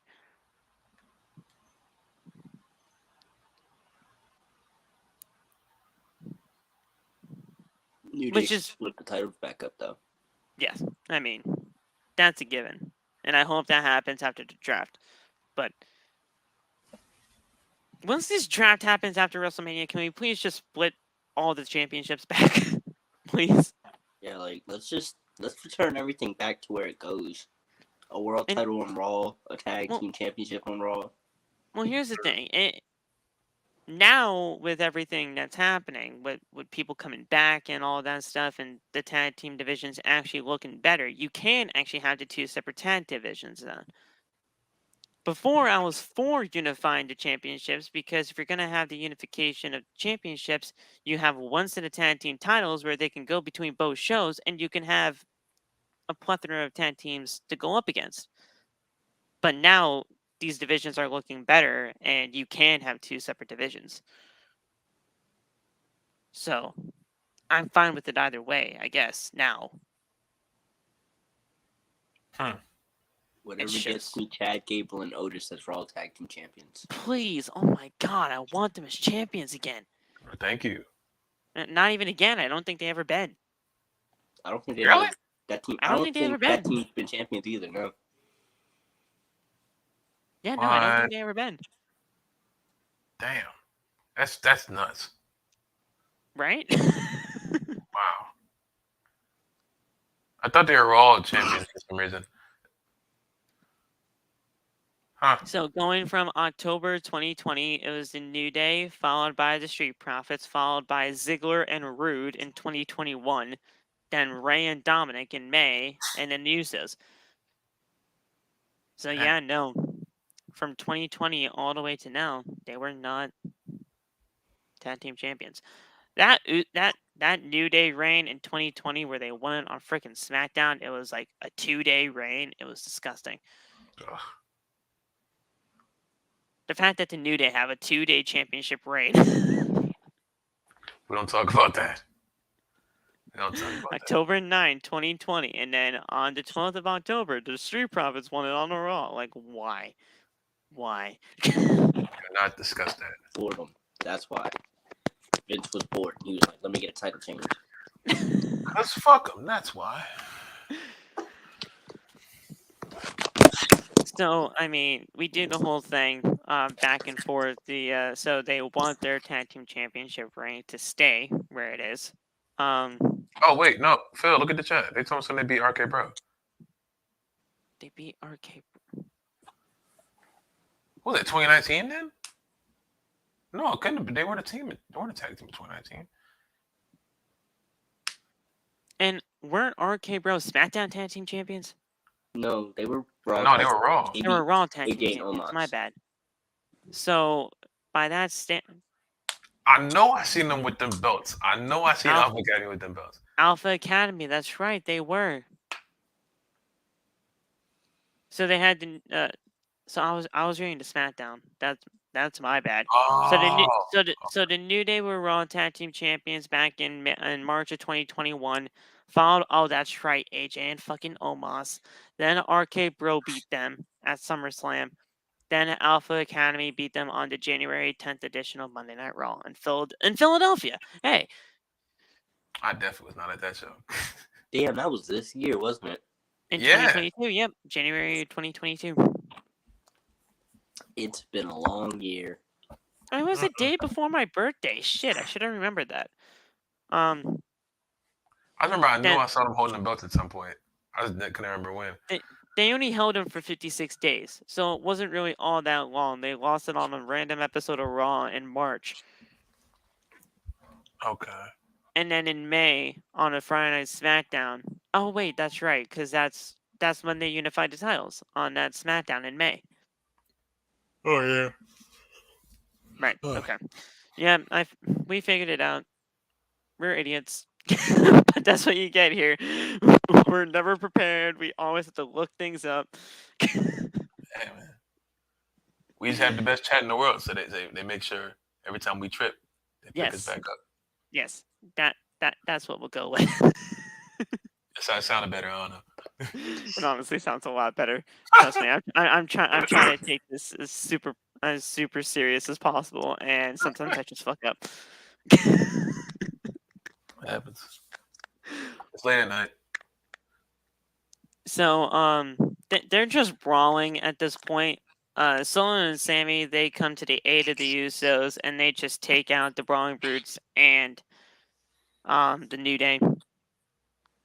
And Sikoa hits Butch with a spinning solo. And that was really it for that segment. We then cut backstage to Kayla, who's with Rey Mysterio. He tells her that he loves competing in WWE. It's part of who he is. It's something that he has always shared with his son, but now he's just kind of in that place where he does not want to give that up. He wants to show everyone that even when he's at his worst, he can still keep going. And he can still fight Gunther's chops. In any given night, he feels Gunther's chops from last week, but the rage he has will help him chop Gunther down to size and become the new Intercontinental champion. That match in the main event, though, holy shit. That was the one right there. We'll get there, but man, they gave them a lot of time. And honestly, throughout the course of the match, I was like, holy shit, they're actually going to give this man the championship. And then I was like, oh, wait, it's Gunther. No, they're not. Those kids wanted him to win so bad. I was like, yep. Dude, I They saw feel those kids and I was like, man, dude, these kids. They feel the vision right now. That's it right there. Shayna Baszler was with Ronda Rousey taking on Natalya, and this was the worst part of the night by far. Nothing against Shayna Baszler. Honestly, nothing against Natalya. I just hate seeing Ronda on my screen. Yeah, I was more mad at Ronda. Keep panning over. I was like, bro, please no. I'm tired of you. Stop sitting there saying words. No one's watching you, ma'am. Please lose. Now, I don't know if Zayn's just covering his face up like freaking Jey Uso when everybody was saying Usi. My nephew's sleeping on the couch, and he just fell in between two of the cushions and fell on the floor. Oh, damn. Damn. Help him up. Okay. Help your nephew, bro. He's good. He got back up. Oh. My man trying to sleep. Oh, my God. So, I mean, Shayna and Natalya, they have a match. It wasn't really anything too special. Why do I care? Seriously, why do I care? I mean, I can't be too mad at it because I was definitely a person who was advocating for them to make women's matches, not only more women's matches on the show, but feuds that aren't revolving around the championships.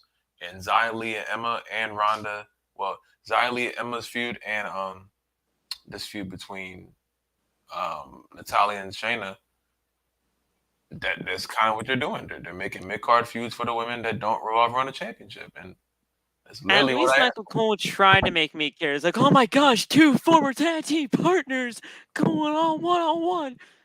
Yeah, You tried. He didn't have much, He worked with it, but he tried. And they can expand upon this. I'm cool. I give Michael Cole a lot of props, honestly, because sometimes the shit that they do, the fact that he tries to make it a lot more exciting, a lot more cooler than what it really is, I give him props for that. Gotta make it work. And with Baron on the side, is that? I said he be trying, but he don't succeed very well sometimes.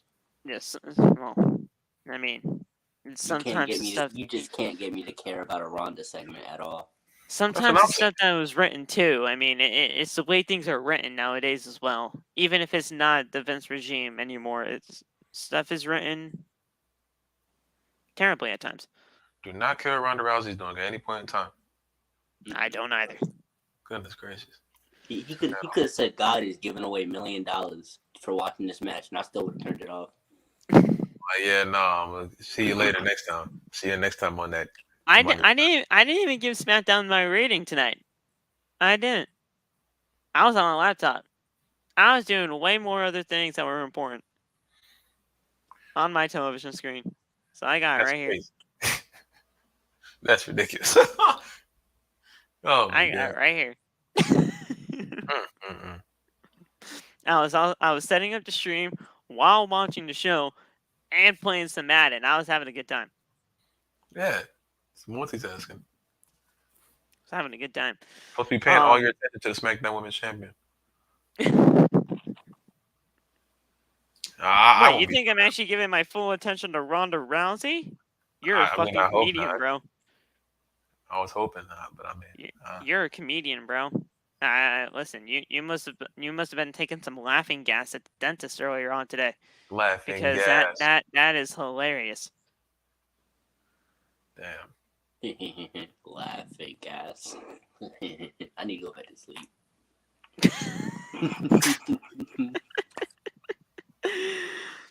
Oh man. So I mean, Natalya,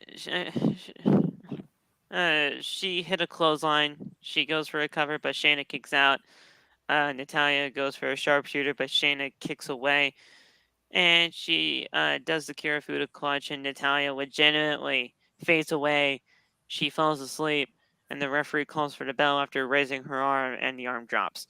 So, first of all, he rang the bell after 1 drop. It's supposed to be 3, from what I know. So what happened? After 1 drop, you just say, "Oh yeah, she's just done. I'm just gonna call it." Yeah, I mean, he's trying to get out of there too.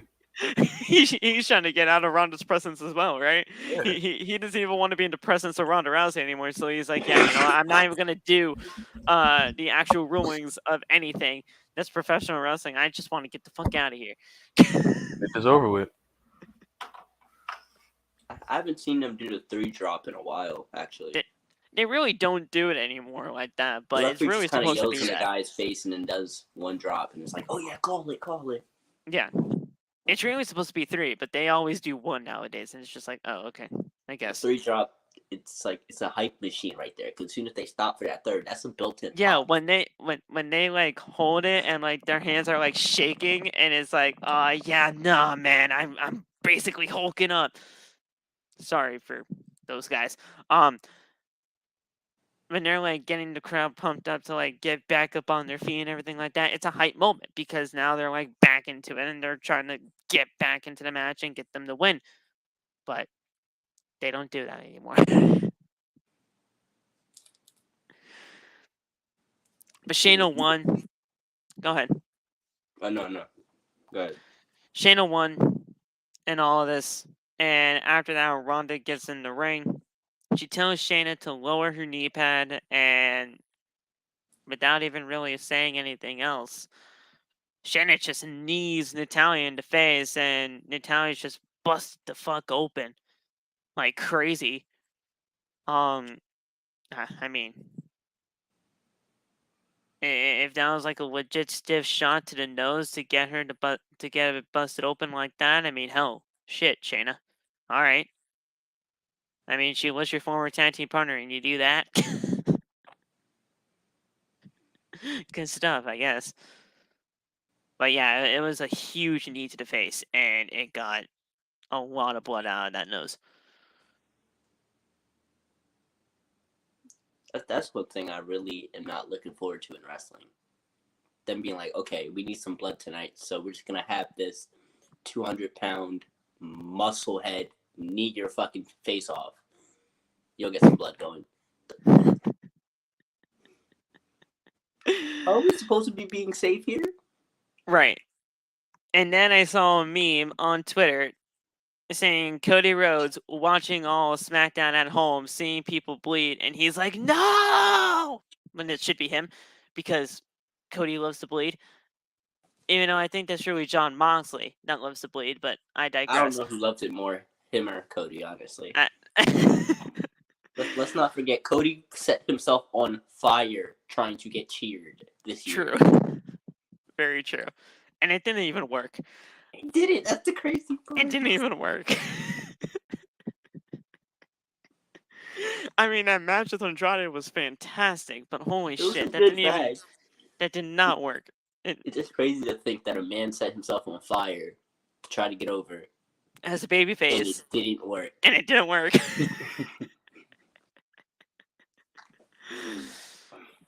But then again, Moxley bleeds like 2 minutes into every single match he has, so it's just like it's just a thing with him. Moxley's blood's more over than Cody ever was. What was that? Moxley's blood is more over than Cody. Oh yeah, and yeah. Anytime Moxley bleeds, it not only does it make the match that time like 10 times better, but it's just like, oh yeah, Moxley's bleeding. Let's get into this. It's gonna be time, bro.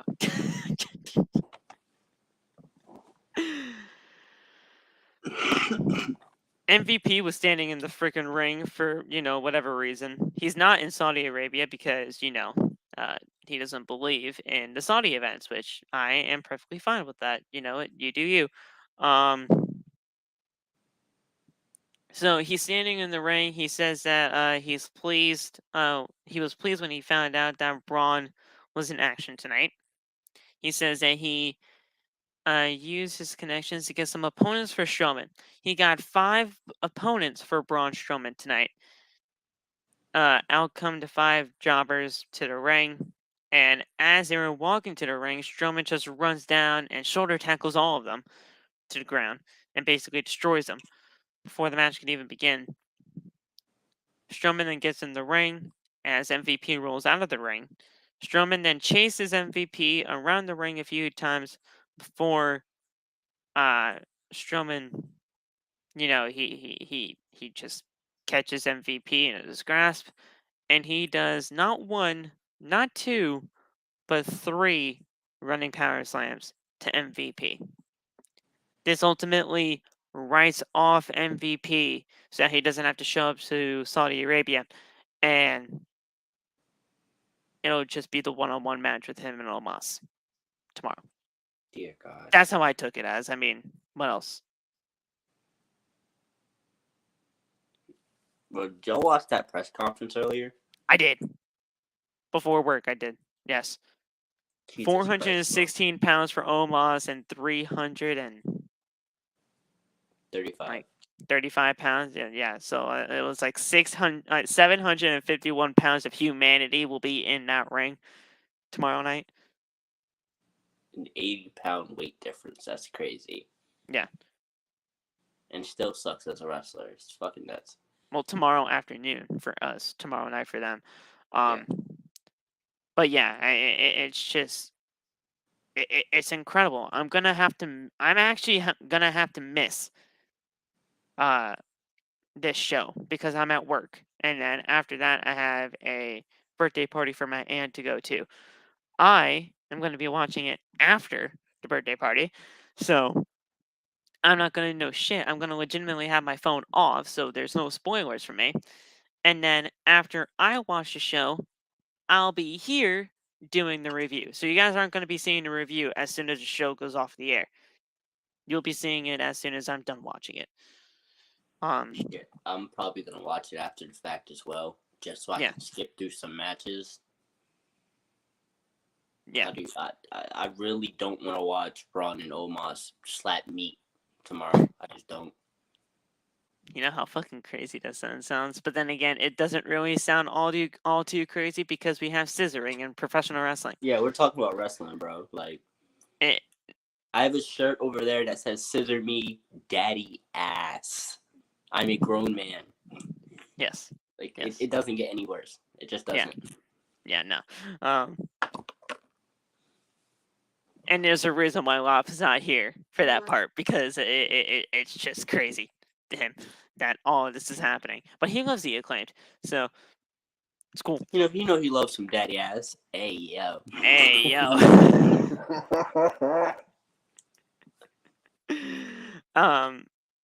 Oh, and I do have some news thanks to Tanya on Twitter. There is a Feeling Oozy shirt officially on WWEshop.com. So we knew that shirt was coming. Roman might have to get my royalties there because that shirt that's bound to be fired. Let me actually pull up the image that she sent me because oh yeah. Oh yeah, most definitely. Definitely. Yeah.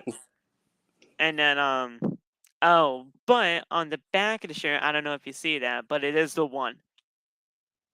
It is the acknowledge me one symbol. So I don't know. I don't know if you want to be wearing that on your back. No. See, my issue with Roman Reigns merch is as long as it don't got his name or his face on it, I'll buy it. Okay. That's fair. Actually. You don't gotta know it's a Roman Reigns. So what you're saying is you did buy the acknowledge your daddy shirt. No, I did not. It doesn't have his face on it. An exception. It doesn't have his face on it. Because that shirt should be burned in a fire. It should. I'm just saying it didn't have his face on it, so I mean, technically, by your standards, I'll buy the acknowledge the bloodline shirt. That. You want to know what shirt I immediately copped? It was that. It was like that black and white image of Roman with the Universal Championship like on the table with like the Usos and Paul Heyman. It's like it's like the first ever shirt that they had for the Bloodline. Yeah, I caught that shit so fast because it was a cool design. I gotta give that. It was a cool design, so I was like, I have to do that. I mean, I don't really acknowledge this man, but that shirt, incredible. there's no way I wasn't going to be able to get that. So yeah, so we had all that take place. And then really, Kayla, she did a backstage interview with Gunther and Imperium. Gunther says that he's going to be defending his championship with dignity, respect, and honor. Ray has no honor, and that's why his son turned on him. One thing will never change, and that is he will be the Intercontinental Champion. Walter actually speaks very well for his cadence and, just the way he goes about things. He's incredible. Like, I mean, I know he was perfectly fine at speaking English, but this promo right here, I loved it. Short, simple, to the point. So a lot of Nothing foreign more. people's promos should be. Yeah. I mean, yeah. I mean, Gunther, Walter, whatever you really say. I still call him Walter. Oh God. He's just great at what he does, and now with him being 147 days into this championship reign, he is easily making this championship look that much more prestigious than what it really is, or than what was treated as months ago. Hell, even years ago at that point. This is random, but has anyone else grown to just really dislike the IC title design right now? I went in at first, but I do kind of have to agree in a sense to where, I mean, I think it's time for something new. Yeah, it's just, I don't know. Something about it just feels ugly to me. That feels like a title that was made for Sami Zayn. And when Sami had it, it really did fit him. And he was the crazy, like, I believe he was like the conspiracy theorist, Sami Zayn, when he had that championship at the time. So it fit him at that time. I think it looks good. It's just the fact that I think it kind of just depends on who holds it. Yeah, I don't think it looks good on bigger men. That might be the problem. Yeah. So, I mean, we'll see. I mean, Triple H did say that he wants to get some kind of new title designs going. So maybe he's trying to do something for everybody. Who knows? I'd love it. It's just we gotta see where they actually fit. And when it actually happens. I think if you're gonna do new title designs, do it right after WrestleMania. When you put all the titles back to where they belong. Absolutely. Right. This match for the Intercontinental Championship was great. We started this thing at around... What's up, doggo? We started this thing at around, like... I mean, we had entrances happen at around 9:30, 9:32-ish. And we had this match start at around 9:35, 9:36. So, I mean, they got a lot of time for this. Yes. Doggo make an appearance. And, yeah, I mean, they gave this guy a lot of time. They gave Rey Mysterio a ton of time to where you think, oh, holy shit, this guy's actually going to win. And then you're like, oh, wait, this is Gunther. And this is the Intercontinental Championship reign of a lifetime for this guy. He's not losing it anytime soon. Gunther's known for his 500-plus day runs. Yes. Honestly, I really don't know who's going to beat this guy. If it wasn't Sheamus, then I really don't know who it's going to be. To be fair, I don't think he should have a crazy long title reign with the IC title. Because, Roman has just killed long title reigns for a while for me right now. Yeah. But right. I also don't want to see Gunther lose that title anytime soon. I feel like there's nobody you could realistically have Gunther lose to without building them up for a while. If now, we were talking. If it ain't Drew, yeah, we're carrying. We got about another year. And I mean, we were talking earlier, Laf and I, before you came on in, and we were talking about the LA Knight Ricochet match. I don't know if you've seen any of this in NXT, but LA Knight had some kind of thing going on with Walter, and it was freaking hilarious because you guys, you know how Walter speaks, you know how LA Knight speaks. It just did two different cadences of how these two just go at it, and just the clash of their styles and promos. It just made for magic. I think LA Knight is a perfect candidate for that Intercontinental Championship scene. But is he the guy to beat Walter? I just can't buy that, especially as right now. I think you have LA Knight beat whoever beats Walter for the championship. The thing with Walter is when he loses his titles, it's always to people who are like It's an underdog story for them. really like it's an underdog story, but it's also people who have that brawling bruiser type image. We haven't Shout seen out him lose Ilya the title. Dragunov when he won the We UK haven't seen championship him from him. beat like a high flyer, take a title off him or anything like that. Yeah. So here's a pretty good shout. Pete Dunne. Oh, yeah. Because Get that butch out of him and get him back to Pete Dunne. I mean, Walter did take the title, the UK title off of Dunne, and Dunne didn't get no rematch from there. Yeah. From what I remember, at least. Yeah, I don't think so. Yeah, gotta I mean, throw I that. wouldn't mind it. I mean, no, I mean, and the thing is, anyway, if Pete Dunne does get back to Pete Dunne at any point in time, he's gonna be cheered anyway because Pete Dunne's just that damn good. And with LA Knight being one of the best heels in this company going, especially on SmackDown, you can have that going. LA Knight, Pete Dunne, you can make that happen, and you can do a lot of stuff with that. To be fair. So I'm down with that, actually. I think that would be great. I think that would be a great call. So, this match got a lot of time. We had 2 freaking commercial breaks during this entire thing, and even then, I mean, it just felt like a really, really long matchup. So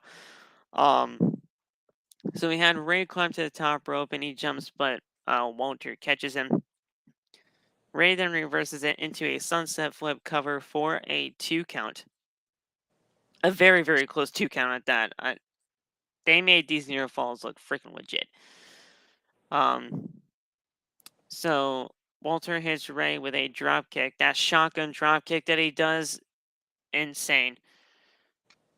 And he then hits him with a power bomb. He goes for a cover, but Ray kicks out. Ray kicked out the power bomb, which is really unheard of when it comes to Walter and his Intercontinental title reign, especially on Friday Night SmackDown. Nobody really kicks out of Walter's power bomb, and it was a first from what I seen. Yeah, at least on the main roster, it is the first. So that right there, that caught me off guard for real. And I was like, all right, well, that's it. 1, 2. And then all of a sudden he kicked down. I was like, well, shit, hold on. So he kicks out the power bomb. Walter then he does a chop to the chest of Ray, and it was fucking brutal. It was so brutal. I thought he legitimately caved his chest in. I thought he did because the man just completely. Ray's too old to be taking shots like that, man. He collapsed, bro. Like, he collapsed hard, and I was like, shit, bro. He goes for another power bomb, but Ray reverses it and throws Walter into the second rope. He goes for the 619, but Walter he hits him with a boot to the face. Just you know that like Brody Lee, Luke Harper big boot to the face that he always used to do? It was like that type of style, and Ray sold it like freaking death. Which is great because Rey Mysterio always has great selling abilities, especially with bigger guys. It just felt like, oh my god, this guy is legitimately trying to kill this man. Those Trying to big kill this boots legend. where they kind of like drop to a knee after they Yes. connect it. Those bitches are vicious. Those Yes. bitches are vicious. Yes. So he does that huge kick to the face. And Ray then gets back up, and Walter, he hits another clothesline. Like, he does this pop up freaking clothesline, man. Ray was down, but he lifts him up by the arm. He just like clotheslines him in midair. I was like, what the fuck? You never do that. So like, you just pull this shit out of nowhere. He like lifts him up in the air hard way and clotheslines him on the way down. Never done that before. Absolutely incredible stuff. He goes for the cover, and that was the thing that done it. He wins off of that clothesline, and that was it. Honestly, I know the powerbomb is his finisher, but if you did that fucking clothesline as your midair, like a midair clothesline as your freaking finisher, I'm not mad at that at all, because that was brutal as hell, and you can end a lot of people with that shit. Honestly, a Guys, powerbomb like- for Walter, it's just too generic for me. I don't. Even He though I feel didn't like have that in Walter's- NXT. I don't feel. Walter's got hella impact on it, so I like his powerbomb. But also, I feel like with smaller guys, you really do need like something that's a lot more like, oof, that's it for them. Yeah. So for like Rey Mysterio, Ricochet, that just grabbing them, launching them in the air, and then taking whichever orifice you want to take off their body off would be great. He's always had a powerbomb. Then I guess I just never really paid attention. But yeah, he beat Pete Dunne with the powerbomb. The powerbomb frog splash combo. Oh, okay. Okay. I've always seen the splash from him that ends matches. Maybe it's just a splash that just always resonated with me, and never the powerbomb. But yeah, I mean, maybe for smaller guys you can do, like, I don't know. I was gonna say maybe smaller guys you can do that midair clothesline, and bigger guys for that more impact of like, oh my gosh, this guy's like lifting this man up for the power bomb. You can do that, but either way, Walter's great, and the guy is just absolutely killing it. He's making that Intercontinental Championship look 10 times better than what it was, and he's just making that championship look a lot more prestigious than ever before. Who did Walter beat to come champion? Ricochet. I don't know why I thought he beat Shinsuke for a second. I know that one for a fact because I was just on a random episode of SmackDown.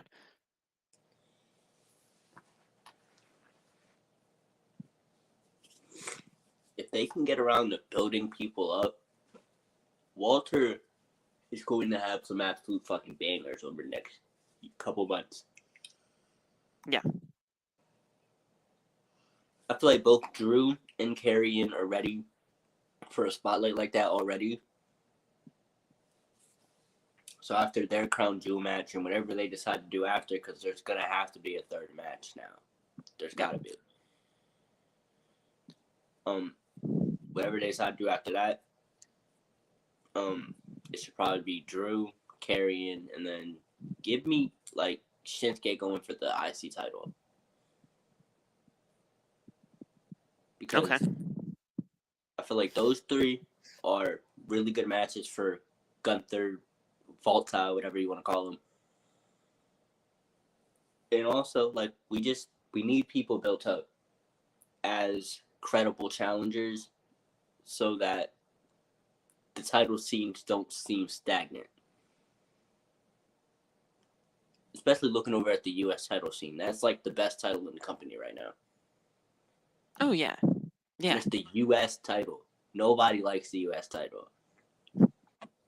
I like the U.S. title. I especially like the United States champion. I just think it just doesn't get the most recognition it really should be getting. Honestly, if you want my complete honesty, the United States Championship, to WWE at least, and the way that they treat their championships, it's one of the most irrelevant championships that they got. That's what I'm saying. It's like, But it's not any of the champions' fault. It's just they don't No. treat that championship right. it's like Which- for the first time, the U.S. title feels special. It's Yeah. my favorite title in the company right now. The champion's elevating it, as well as the title's elevating him. It's a good spot. Yeah. I get why people say the U.S. title is the WWE title in spirit. Well, it's the championship on Monday Night Raw right now because Roman never shows up. And when he does, he just cuts fucking 30-second promos. He doesn't have programs on Monday Night Raw. He always has programs on SmackDown, and it's just. And I understand you're technically a SmackDown superstar. You were drafted to Friday Night SmackDown, and Fox wants Roman Reigns.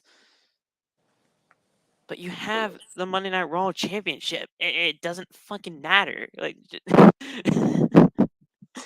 Hey, look. All I know is I was very happy to see Logan Paul shut Roman down earlier. That shocked me, and I was popped for it.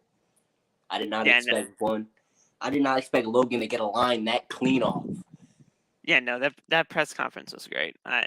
I'm glad I took time out of my day to watch that. That man said, I got this one because Roman Reigns don't know how to talk without Paul Heyman here. It's like, oh, wait a minute.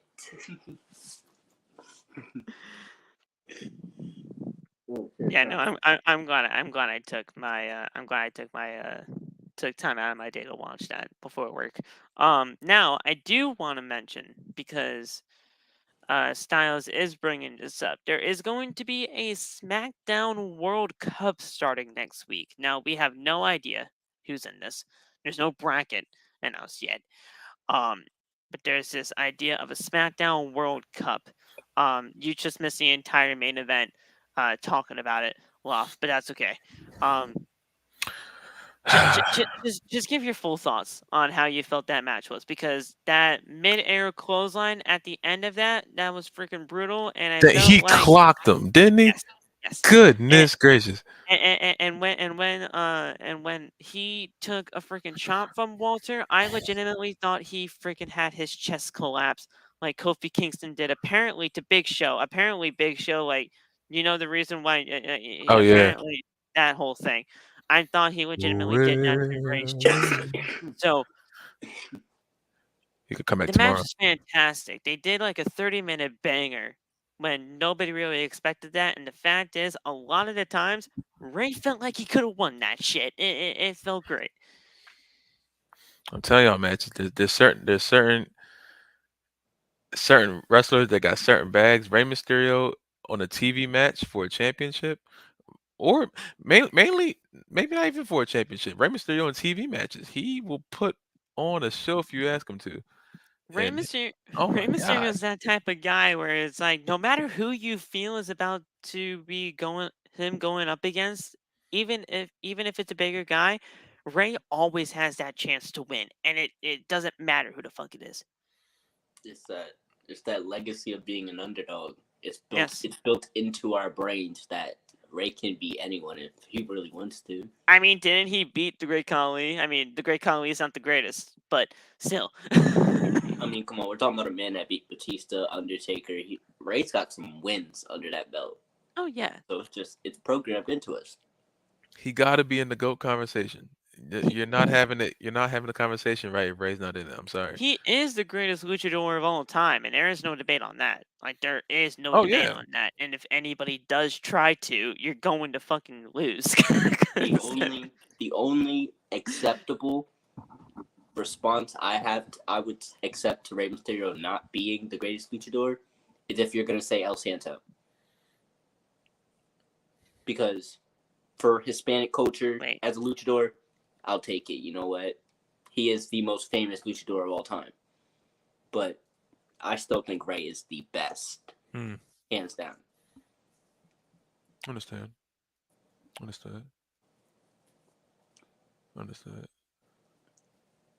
Yeah, I mean, I'm trying to think about it. Yeah, that he's the only person I think of just at that top pure. I remember when he left, Who the when fuck Ray is left the this? company, and he was like doing like, I don't know what company he was in. I don't know if it was AAA or whatever he was doing, but he was still putting on quality matches after he left the company like the second time. And then when he came back, he was fine. It was I don't know how he's still wrestling in this way. Corbin, that's a funny.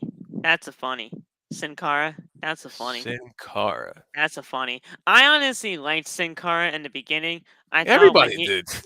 when he was going up against Sheamus, I think Sheamus was like U.S. champion at the time. I'm like, this Yeah. guy is going to be fucking great. And then they did the whole gold and blue lighting, and I was like, well, this shit shot to bed. And then and then he fell off the top rope in a match against Hunico, and he broke his wrist on the way down. I was like, yeah, this guy's a fucking jackass. He almost had something. It was disappointing because I liked Sin Cara too. But then again, we were kids. We just wanted a new Rey Mysterio. It was a match between Hunico and Sin Cara, and Hunico knocked the fucker off the rope, and on the way down, he slaps his wrist on that floor, and he broke it. And then he was like waving the doctors to come on over from the other side of the ring because he knew he broke his wrist right then and there. Wait, was it a broken wrist? I always heard it was like a dislocated finger. It was a broken wrist. I thought it was his thumb. He had a dislocated finger at one point in another match, but there were two separate matches. One, he broke his wrist. Another one, he dislocated his finger or thumb or whatever it was. Either way, he was very... He just gets injured a lot. And I'm surprised it wasn't because of the trampoline. Because as kids, we did not know it was a trampoline. But unless you were there live,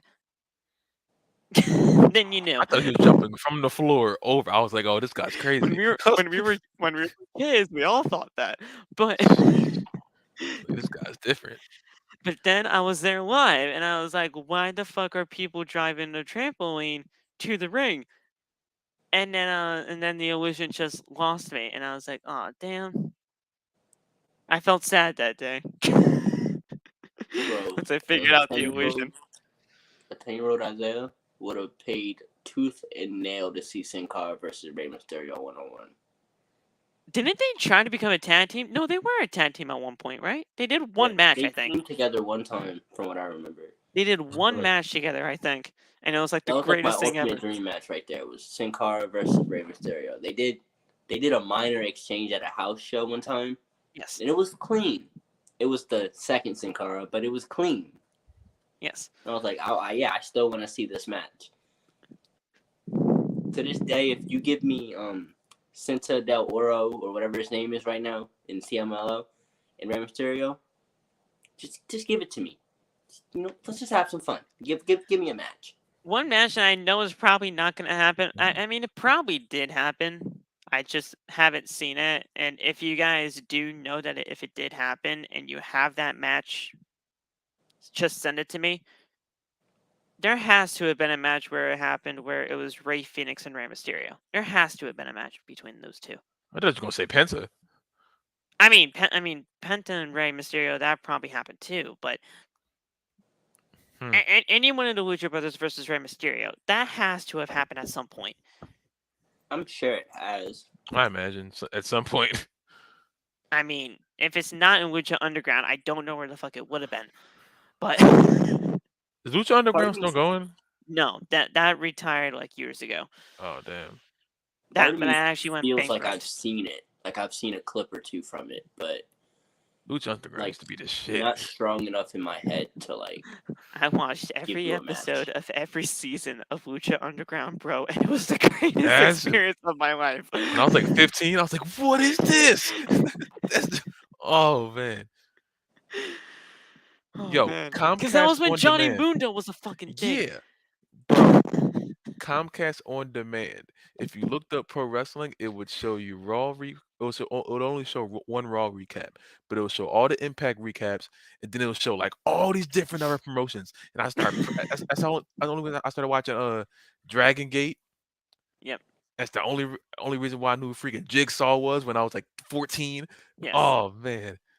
Oh, it's not the same Man, anymore. Man. Oh man. What y'all know about Jigsaw, man? Yeah. Oh my God. Oh. That Comcast search feature used to be clutch. That's how I found Yes. AJ Styles. That's how I found Kurt Angle after the perks and all that. After the perks. After the perks. That's right. During the perks. That was different. Kurt No, during. I saw him during. So it was after perks. Oh yeah. I saw him during. Man, Woo-wee. different times. I had to go bro. back and see Perk Angel. They on Angel. They on right now. They're showing Victory Road 2010. I'm about to turn it on in a minute. That's awesome. That's awesome. Oh, on that I free still gotta go TV watch type them. shit. What's No, that free on- TV thing? Oh no, on Impact's YouTube channel. Oh shit. They've Oh, been just yeah, that's showing right. pay-per-views. I told you. They have full on pay-per-views on that channel all the time, and I feel like I should just always watch it. They Impact live becoming streaming now. clutch. You're not Oh, paying they're attention live to streaming when it you just now. got a banger from 4 Mhm. years ago on your timeline. Go look. They're live streaming Victory Road 2010. I haven't watched it yet because I know they're like mid card. I don't watch till like the upper mid card starts because I don't even half of the stuff I just remember or I just don't want to watch again. Especially from 2010. I don't know Yeah. about you guys, but I freaking love. I wanted the Aces and Eights to be so much more. They were so cool, and then they flopped. I wanted the Aces and Eights to be so much more. Oh, For me, they had to. I think Aces and Eights, and for some reason, I just think Ball Peen Hammer. Yeah, freaking West Briscoe. I hate West Briscoe. West Oh Briscoe. my God. I'm glad I'm not the only one that just Aces and Eights Ball Peen Hammer. I don't even know what a ball peen hammer is. I remember Taz screaming it. Ball peen hammer. No. I meant to send that in the group. I meant to send that in the group chat. I might legitimately find that clip and just do a Bruh. TikTok and just see how it goes. I meant to see you on the group chat when they were doing the pay-per-view and Taz kept calling X-Pac. He kept calling him his name was Six in TNA, but he kept calling him X-Pac the whole show. The whole match, he refused to call him Six. He just kept calling him X-Pac. It was the funniest thing ever because Taz kept slipping over his words. Oh my God. He wanted to call him X-Pac so bad. That was when Taz was not as professional as he is now on commentary, and he because you know him now on commentary, and he's like an Yeah. actual professional where he's like actually trying to do commentary. Before he was just like, yeah, I don't give a fuck. I'm just gonna say what I need to say. That man. You talking about commentary? You talking about Don West? Don West was just screaming for no reason. That's how Styles found Nigel McGuinness, Samoa Joe, Bobby Roode, Stop Point. I know he knows. We've had these conversations before. Yeah, Styles is great.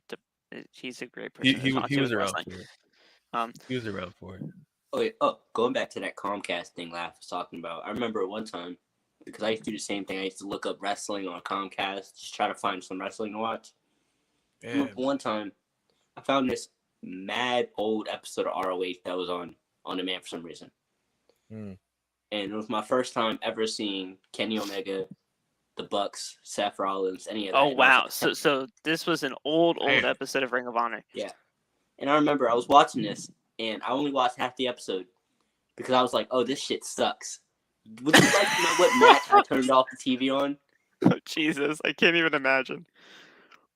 It was like Kyle O'Reilly and Nigel McGuinness. No, it was Samoa Joe and Nigel McGuinness. A match that I've gone back and watched as an older child and loved. But little 10-year-old out there was like, this shit boring. That's crazy. Knowing that Nigel McGuinness is one of the greatest to ever grace a Ring of Honor ring, and Samoa Joe is possibly one of the greatest big men It's I mean, Joey right there. especially in this modern history of pro wrestling, that's insane.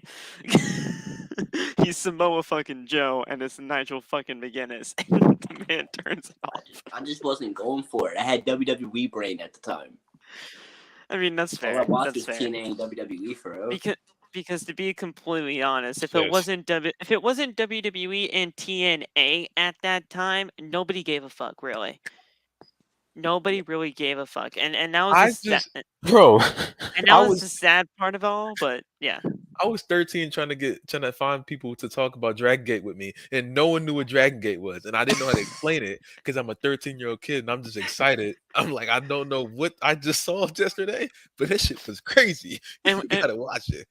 And when people were legitimately like pissed off at me one day when I said on TikTok, I don't know where I was on TikTok, but when I said that I actually saw TNA before WWE, people were legitimately pissed off at me.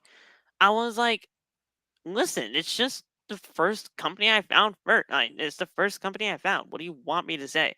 It's not surprising, considering if you were watching wrestling on any other day but a Monday, you were gonna see a different company. Yeah. I mean, like, and TNA was like super mainstream around there, so they were just advertising it. I found WWE first, but I found TNA like the next week. Yeah. That's how popular those two companies were. So like it's like if there's a little kid now who started watching AEW before they ever seen WWE. Yeah. Yeah, I mean there are probably going to be people like that, and it's not even like out of the realm of possibility. And honestly, that's fine. Like yeah, I mean, it's interesting to see what got different people into wrestling because it's always something different. Yeah. Mm-hmm. I mean, the first WWE match, and I've said this on numerous occasions, and this fucking sucked for me because I was sad during my first WWE show, and Loft knows exactly what I'm talking about, so he's probably just gonna mute himself screaming at the TV. It was the steel cage. And when somebody knows of it just as the steel cage, you know exactly what I'm fucking talking about. It's Punkin' Jeff. Oh my god. Not the cage. The steel cage. The cage. Oh my god. That was my first ever. A little kid on the floor throwing up, crying, screaming. That was my first. I was 3 years in at that time. I'm already crying. That was my first ever wrestling show. Right? I go over to my friend's house. We finally found common ground. It's like, holy shit, you like professional wrestling? I like professional wrestling. You're coming over to my house. It's a Friday night. It's Friday Night SmackDown. He's like, listen, I don't care. You're sleeping over at my house tonight. I'm like, sure, whatever. We're going to watch SmackDown. And that was my first ever Friday Night SmackDown. I was crying. I was like, I love this guy. And he has to leave now? What the fuck? I hate CM Punk. And then all of a sudden... Yeah. And then all of a sudden, Money in the Bank 2014, it was like 2011 happened, and I just absolutely loved everything about CM Punk during that storyline. No. I remember what got me in the wrestling was oddly, for the first like 3 weeks, it was trying to figure out how an RKO looked. Because all my friends at the on the playground at school, they would like, oh, I'm gonna hit you with an RKO. And I watched wrestling, but I had never seen an RKO yet. I don't know how, considering my first match was Randy Orton and Triple H, but I just hadn't seen an RKO. So I thought an RKO was like a high-flying move or something. I was looking dumb. I was like jumping off the slide, landing on my friend talking about some RKO. No, Nick, I just hit him with a crossbody for no reason. But after that, it was Jeff Hardy, because I got there right before he was ready to get kicked out of WWE. And I was like, oh, who's this long-haired, ugly, piercing fuck facing? Like, this dude's awesome. And then he lost, and I was just like, bro, talk about someone being on the floor crying. I was looking at TV like, this is unfair. I just got here. See, that's exactly what I was like. I just got here. This is my first show. I'm actually gravitating towards a professional wrestler. and he has to leave. Like, Yo, that and when Matt Hardy got his fucking ankle bashed in. Oh Bro, god. Nick, they had me ready to fight the whole SmackDown roster as a kid. Cause why you do my boys like that? oh Damn, man. son. I was like, come on, man. And then, listen, not even a year after that. I think it was 2010 when Edge had to retire, right? That was 2011. 2011. It was the night All right. after Mania in 2011. Yeah, WrestleMania 29, I think, right? Yeah. So, 7. so not even like 2 years into my fucking existence into professional wrestling for WWE, another guy. Now I gravitate towards, and yes, I know the Hardys and Edge, they have a very storied history, and I didn't know this at the time when I was 2 years in, so nobody can fucking take that away. But another person that I gravitated towards in Edge has to fucking retire, and I was like, stop! Stop retiring, stop leaving when I finally get into you. That pause, but That was crazy. Hey, you want to know some true pain? I got in like a couple weeks before Jeff Hardy had to leave WWE, right? And then the first wrestler I gravitated towards heavy was Shawn Michaels in fucking late 2009, early 2010. yeah. Yo, I Yep. was hurting. My first Mania I've ever seen, and then you just retired my goat, bro. I wanted to fight my TV before school. I went to school angry. I was like that too, because you guys know Shawn Michaels is my favorite superstar of all time. So when that happened, I was legitimately like, I was like, I wanted to punch my TV. If I was strong enough to lift my TV, I would have thrown it out my window. We were at school that next day after WrestleMania that year, and the guy has to retire, and we were all just kind of huddled together at recess saying, why the fuck they had to do this, man? We legitimately had a freaking prayer circle hoping that it wasn't true. Fair. At least y'all had friends who watched wrestling. At least y'all had that. I didn't have that. I just had. You should have came to my school, bro. Would have been fun. Like we would have been. Yeah, We would've I been- should have, Phil. Yeah, because I had a whole bunch of people telling me I was weird because I watched these grown men wrestling for 2 hours a night. Oh, everybody thought that we were weird too. That's why we just stayed in our friendship circle. It wasn't any. Like, But you had solace. I had nothing. You hear me? Nothing. I just went home and cried. And then turned wrestling on again. I only had solace for like 2 years. As soon as I hit like 5th grade, everybody was like, "Oh no, we're over that stuff," and I'm like, "I'm not. I'm like we. I'm not over anything. said I'm still watching." Just beginning. I'm like, CM Punk just happened. Like we're getting into like Rey Mysterio won the WWE title, and y'all are like, "Oh, we're over that." And y'all got me fucked up. Rey Mysterio won the WWE Championship, but lost on the same fucking night 2 hours later. Like, bro, that had me hurting, bro. Why aren't you into this right now? Like, I got him back into it when I showed him the AJ Lee and Kane stuff. That's why I got him back into it. I was like, look, yes. now you look at that. Now listen, you They look started at watching. this woman leaping into this demon's arms and legitimately making out with him in the middle of the ring. That's professional wrestling. They're like, look, the way Prime AJ time used to leap television. into their arms could make a man out of anyone. Let me Prime tell time you. television on USA Network. Come on down at 8 or 9, wherever it came on at that time. She would hop in there. I'd just be like, ooh, my God. I don't know where my poster of her went. I had 2 posters of her, and I don't know where they went. And I want them back. I want my posters back because they were big. Listen to these comments by freaking Styles. The first pedigree I ever saw was a Bosch one where the dude landed on his neck. So I remember trying to do that to my stuffed animals when I was younger, and always making them land on their neck. that Bosch one where the dude landed on his neck. I forget who that dude was, but that was insane. The the first TNA thing he saw was when Jeff returned. Is sitting on top Yeah. of the cage. Yeah. That's just a great moment. That was That the was day. fun. That's just a fantastic moment. I was Um, hyped. I didn't know who. I was like, "Who's that guy?" Oh my god! Yeah, no, me too. Just 2 months later, after he leaves, comes up with short hair and Taz is freaking losing it. That was it. That was the day. It Oh man. was a good day.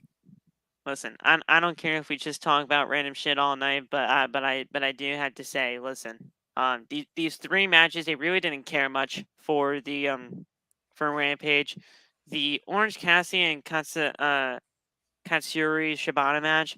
That match, if there's any match you guys have to go back and watch on Rampage tonight, and Rampage was actually live tonight for some fucking reason. I do have to go back and watch that Shibata match. Most That definitely. Shibata match, fucking great. That was fantastically well put together. And I know it's Orange Cassidy love, but if you haven't seen anything Katsuyori Shibata, fucking look it up.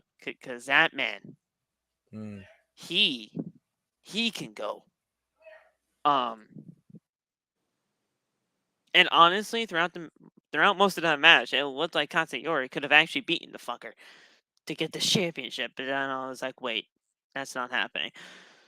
So, but yeah, it was a great match, and I definitely urge you guys to go check that out. The next match we had was Britt Baker and Jamie Hayter taking on Madison Rayne and Sky Blue. So Madison Rayne was in the match tonight. So much ass in that Yes. tag match for no reason. Anyway, Very much so, and I enjoyed it very much. Sky Blue though, Sky Blue, and I have to say this because Sky Blue actually killed it tonight.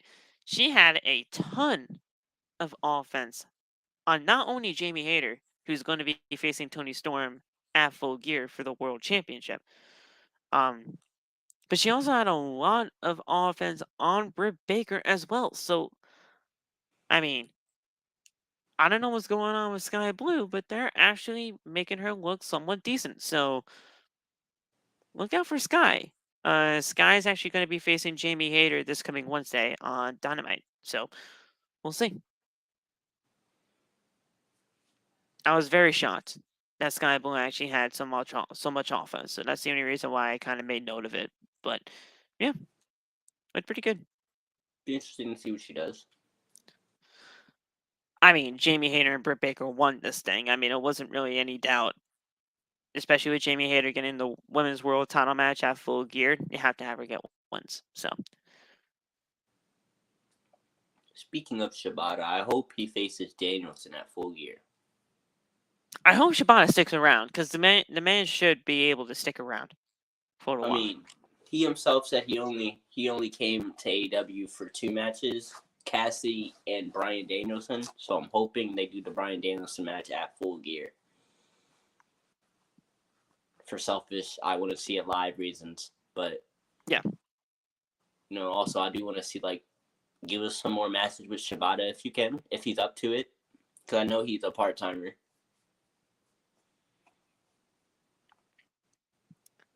I agree. I mean, if he is, it would be a great match anyway. So just inject that into our veins, why don't you? We then had an in-ring segment with Ricky Starks, and yes, Ricky Starks, Starky Baby, is on our television screens. I love Ricky. I don't care what anybody says. I think Ricky Starks is easily a future piece in this company, and if nobody thinks that, then I just don't know what you're seeing. He officially entered himself into the AEW World Championship Eliminator Tournament for Full Gear. So that is going to be great. And I do have the full bracket for you guys, which we will be going over in just a little bit. So he enters himself in there. And he says whether it's Jon Moxley or whether it's MJF, he will be the next AEW World Champion. Is the tournament all happening in one night? No. So we're getting Eddie Kingston and you know what, fuck it. We'll pull up the tournament now.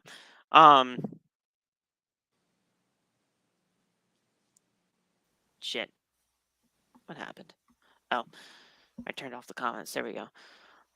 So we're gonna get the tournament up right now. It's gonna be covering everybody, but you'll still be hearing us, so bear with us here. It's a little blurry, but you guys get the picture. It's Eddie Kingston and Ethan Page this coming Wednesday on Dynamite. We have Bandito and Roosh this coming Friday for AEW Rampage. So next week's Rampage, we'll have 3 matches, all being the quarterfinals. Quarterfinals. Yeah. So we have Bandito and Roosh, Lance Archer and Ricky Starks, and then Brian Cage and Dante Martin, all happening next week on Rampage. This is a very slightly underwhelming list, but it's interesting. I think it's a pretty cool field for what it is, but Yeah. honestly, to be completely fair, normally these championship tournaments or these eliminator tournaments are pretty easy to determine who the finals is going to be. I really don't know. Yeah, I'll give them that. This is a very unpredictable list. Yeah. If I'm picking though, I feel like the finals could easily be like an Eddie Kingston versus Ricky Starks. That's Please, what God. I have. That's Please, what God. I have. I have Eddie Kingston and Ricky Starks going to the finals. I don't know how Ricky Starks. I mean, Ricky Starks could beat Lance Archer. That's not out of the realm of possibility. I think that could happen. I'm just saying, how's that going to really happen? I just don't know. I think it should have been Archer and Cage, and then you did Ricky Starks and Dante. That can, yeah. Mm. But yeah, I mean, I think Eddie defeats Ethan this Wednesday. I would like to see Bandito beat Roosh. I'm not gonna lie. I love Roosh. I honestly, I'm fine with whoever wins that match. Yeah, Bandito or Roosh, doesn't matter. I want Ricky Starks to beat Archer, and then. And I think I love both Brian and Dante, but it's Brian to me. To me, it's Dante. Really? Okay. I think, you want a smaller guy, in the tournament towards the end, and if you're gonna have, Eddie Kingston win, and Bandito win, it would make more sense to have Dante and Ricky on the other side. We'll see. I mean, if there is that small guy, I think Ricky would be that perfect fit for that small guy build to get there. But Ricky and Eddie Kingston, I think that's just the perfect finals for me. As long as Ricky goes all the way. Yep. You want Ricky? I want Ricky to win this championship tournament too, but I don't know. Like the way that they're treating Eddie right now, it wouldn't shock me if Eddie won this thing. That won't be bad either. But I mean, I'm fine with either Eddie Kingston or Ricky Starks. If it's those two, I'm fine with either or. I just want those two in the finals. I don't get it. If I have Ricky Starks in my roster, I'm giving him the world plus more. Like I don't understand. For sure. I love Ricky. like goodness gracious, that I don't know how you look at him and like, yep, we're not gonna give him everything he asked for. I don't get it. Because we do also have to keep in mind whoever does win this, he's facing MJF. There's no fucking way MJF is not walking out of Full Gear, not the world champion. So he's facing MJF. So it has to be somebody the fans are going to be able to root for regardless. Which I think is both Eddie Kingston and or Ricky Starks. So I'm fine with it. But if you really want my opinion here, Ricky Starks winning this tournament is the right way to go. Absolutely.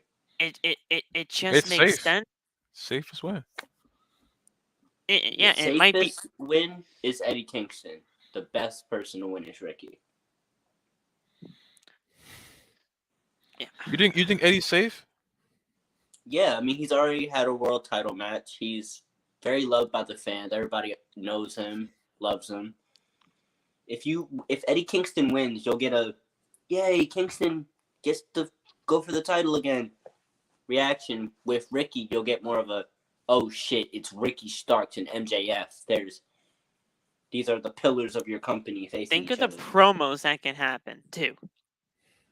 Oh man, It, that might be something. this tournament looks great on the grand surface of things, but you know Tony Khan.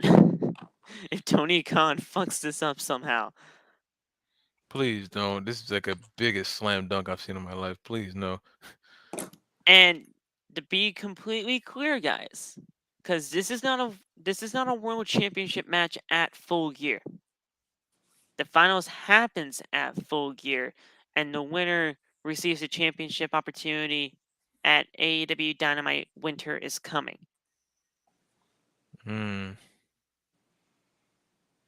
Yeah, no. So this isn't a world title match at Full Gear, because we all know the main event of Full Gear is MJF and Jon Moxley. So They're taking a little long to announce these Full Gear matches, aren't they? I mean, I'm gonna get us back. To be completely fair, I'm not too sure. Full Gear 2022. We only have 2 matches. We actually got 5. Oh shit. So we have Jon Moxley and MJF. We got the Acclaimed and Swerve in Our Glory for the tag titles. Oh shit, Again. I forgot about that. We got the finals of the World Title Eliminator. We got Tony Storm and Jamie Hayter. And then we have, and this was announced tonight because there was a segment during the show before the main event of Wardlow and Samoa Joe versus the Gates of Agony, saying that, well, Bryan Danielson and Claudio Castagnoli were backstage being interviewed with William Regal. And they were basically pissed off, saying that out of all the former Ring of Honor World Champions you could have picked, you picked Colt Cabana.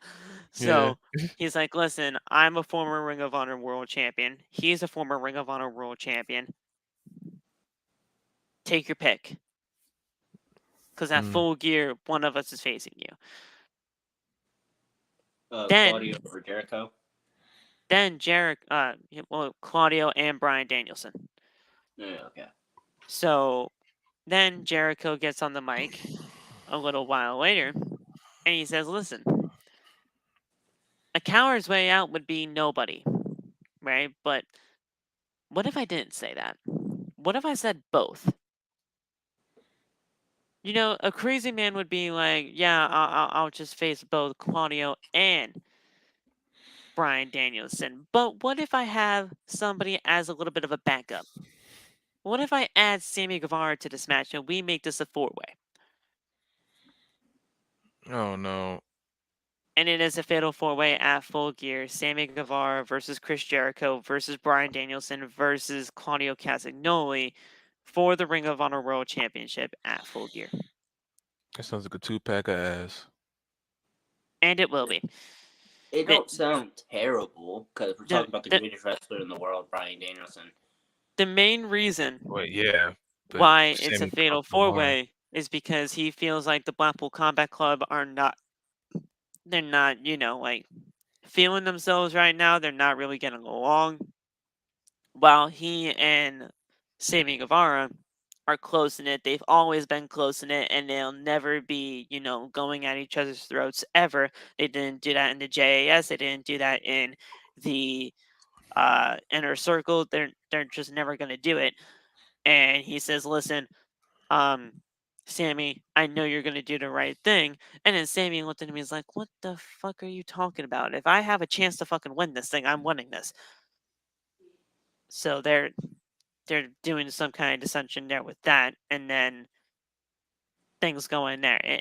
It just turned into this complete shit fest. I'm not against it. Thinking about it, it's going to be a good match because Sammy's great. The way the Bryan story Danielson presented Bryan itself Danielson. on Rampage tonight, it didn't feel too bad. It's just a random fatal 4-way again. Yeah. Like I said, I would have preferred to see Shibata and Bryan at Full Gear. And maybe Claudio and Sammy. Now the only thing is that I feel like with this fatal 4-way, I feel like we might get a new Ring of Honor World Champion because Jericho wouldn't have to get pinned. Maybe this is just a way out to get him off of this championship. They are flinging this belt around, huh? I mean, that's just how I took it, maybe, but I mean, it could be. But then again, I mean, like you shouldn't be flinging this world championship around because it's the Ring of Honor World Title and it has a lot of prestige heading into it. I don't know, man. That's why I'm fucking saying, and I said this on my Dynamite review. Go and check it out if you haven't already. Get Ring of Honor off my fucking TV for Dynamite. I don't care. Get Ring of Honor. Like Ring of Honor on Dynamite. Get Ring of Honor its own fucking TV deal, and I don't want to see it on Dynamite again. If it has its own purpose and place on Dynamite where it actually makes fucking sense, fine. But none of this makes fucking sense. None of it. So get it off my TV until then. After that, get its own TV deal. I don't care. It's kind of hard to get its own TV deal if there's no showcasing of the titles on TV. Yeah, that's true. They showcase it way too much though. It's taking away from what AEW was all those like last year. Yeah, but none of all this happened last year. TV deal, then I don't mind them derailing themselves for a bit because they're not so far off the track that they can't get back on them. They are off the tracks at this point. They feature Ring of Honor so much that last week's AEW Dynamite felt like a Ring of Honor show. It did not feel like AEW at all on Wednesday. AEW Dynamite last week was ass, and it wasn't anything close. Anything like a good show. Dynamite was rough this week. I can agree with that. But I think showcasing the ROH titles works most of the time. Like, most of the matches are good. We aren't getting any duds. They are. I don't mind the match quality. The match quality has never been an issue with me. It's storylines that just don't make sense. I don't have. I just don't have any patience with. I'm honestly like you at this point. I really don't give a shit about Chris Jericho's Ring of Honor World Champion. He shouldn't have beat Cesaro in the first place. I was there when he beat him. I was like, what the fuck? That was stupid. Oh my god. How would you do something like that? It legitimately brought me back to WWE vibes where they're like, they don't trust Cesaro with a world. They don't trust Cesaro with any championship in WWE. It felt like Tony Khan just did not trust Claudio with the Ring of Honor World title to get them that TV deal. They have to give it to Jericho because he's the bigger name. But that sucks. Why can't you let him get that legacy up to get to that name? To get him that notoriety? Yeah, that pissed me off. Honestly, I think they'll probably. And that TV deal's coming. The TV deal's coming. It's already happening. He said beginning of 2023. It's happening. He announced it on Busted Open Radio like last week. So we're getting a TV deal. It just has to happen in beginning of 2023. They're going to make an announcement, most likely at Final Battle. Yeah. And we're going to get that TV deal. But I'm telling you though, right now, once that TV deal actually happens and we actually split these rosters and we get some people onto that Ring of Honor brand and on that roster, I want AEW to go back to the way it fucking was. I don't think it will. I think once you want a company to go back to where it was, it never reaches that point again, because in Well- your mind you're gonna critique it more and more based off of the nostalgia you have for that That- specific time period. That's my whole problem with NXT. That's my whole problem with the NXT thing. I So- just don't want as much Ring of Honor as it has been featured. No, I do think this week was way too Ring of Honor heavy, but most weeks I really don't mind it because it's only like one or two segments. They're the main titles, like the tag titles or the world title. The pure title hasn't gotten much of a spotlight at all since Garcia won it, and we haven't seen the women's champion at all. The TV title's just there. So it's nothing offensive. I think that's my main point. They're not really offending me with anything. So I don't Where the mind. fuck is the Ring of Honor Women's Champion anyway? Mercedes Martinez? Where the fuck has she been? Yeah, I saw her like 2 months ago, and I feel like that was probably wasn't even that long. Like I said before, a lot of the fan base fucked over Mercedes Martinez when they gave her and Deanna no fucking reaction in the main event. That only told Tony that they don't want to see Mercedes. She's legitimately only the 4th Ring of Honor Women's Champion in history, and she has the longest reign. Damn. What happened?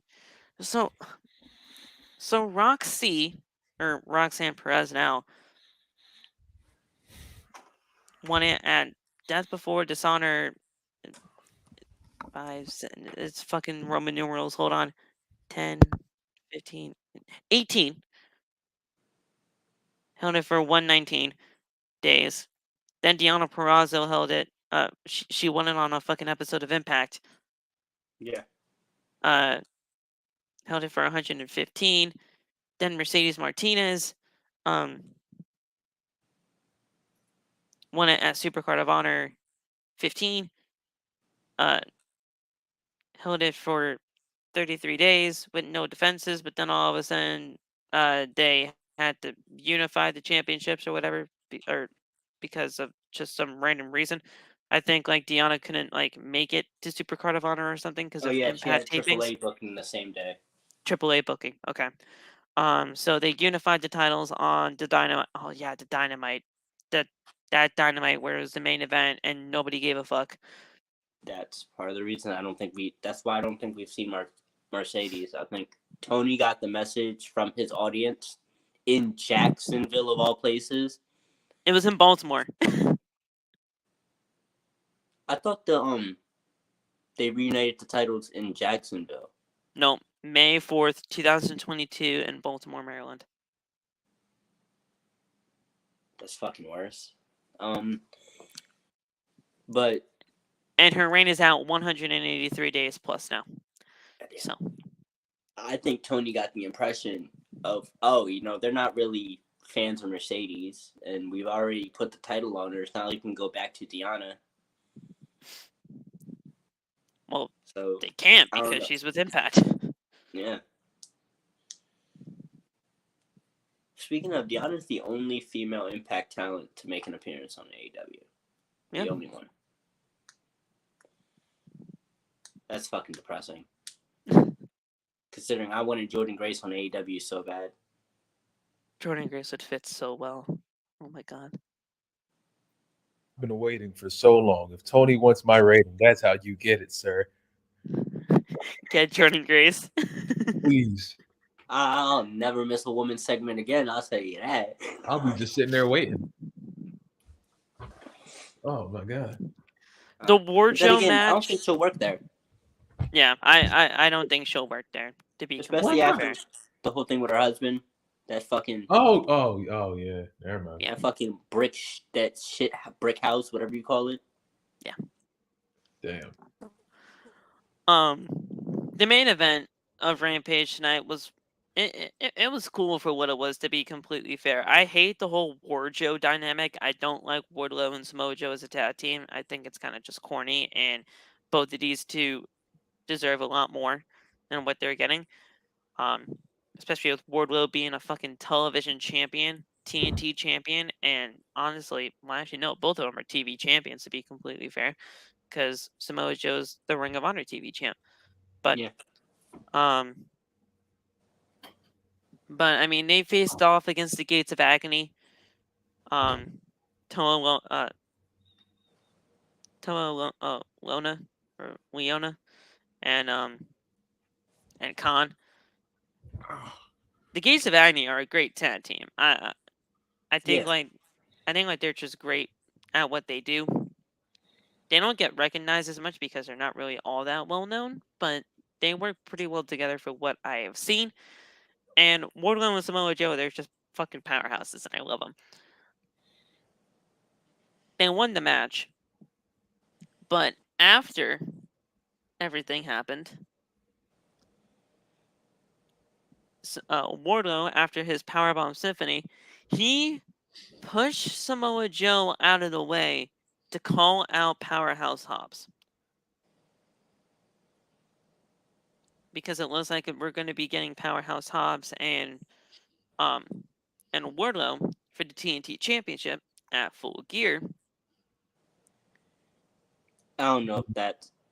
Then again, they just don't know anything on that fucking pay-per-view. I would like that to be before Full Gear, but we only have 2 weeks. Yeah, it's going to happen at Full Gear. Yeah. And honestly, to be completely fair with you, and I know probably people are not going to be happy about this, give Powerhouse Hobbs the championship. Honestly, yeah. When is Wardlow really done with the title? We're past the need of having TV champions. We're Well, so the TNT past Championship the is gonna be there. It's always been, so it's gonna stay. But why are they treating it like it's a freaking? It's like when it's like I think it was 2009 when they had the TNA Global Championship, and then Devon got it, and they changed it to the TV title, and they just labeled it like that. But it wasn't even used the way they used to use like those TV championships. Like those were, I believe those are the ones where they had to defend those every time they were on TV. That's exactly what I was gonna say. Like, you want the TV championship for AEW to be defended like that every single week. You have a TV championship match.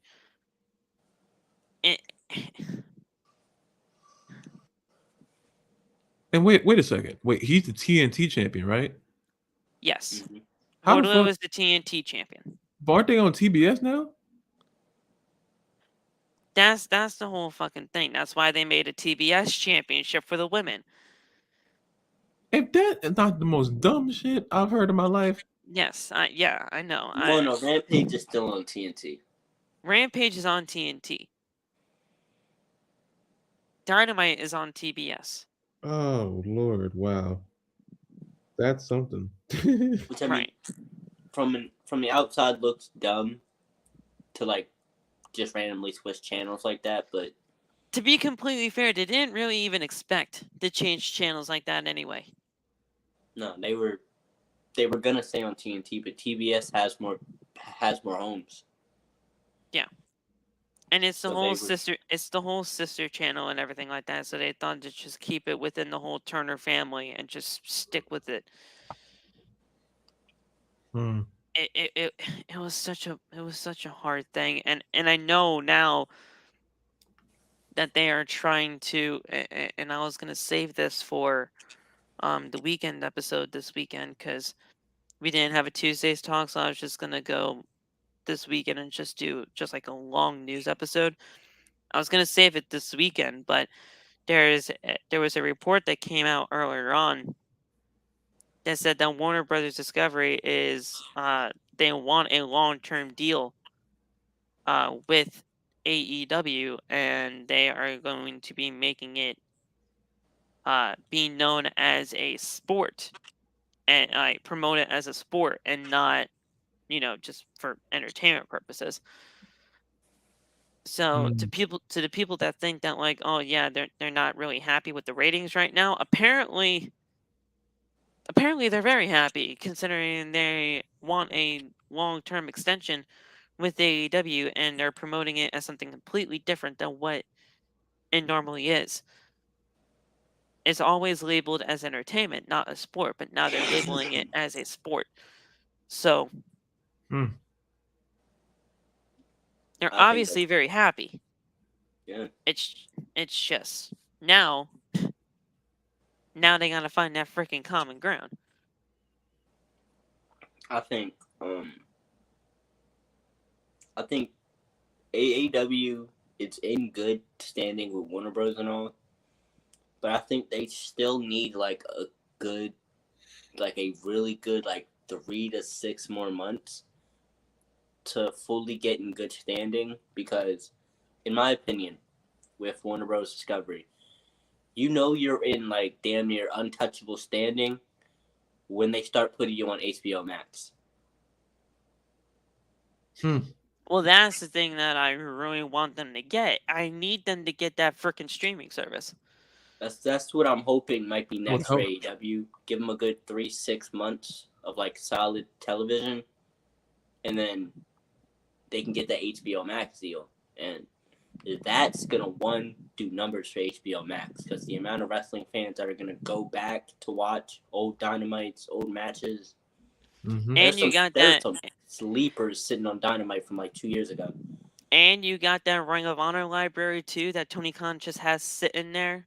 You put that on HBO Max and everybody's gonna go back and watch that shit. He can start doing documentaries based off of fucking feuds and shit. Got money Because a lot of those guys that he has on that fucking roster have a ton of history in Ring of Honor. I mean, sky's the limit when it comes to that TV deal. Well, not TV deal. When it comes to that streaming service deal, when it does come.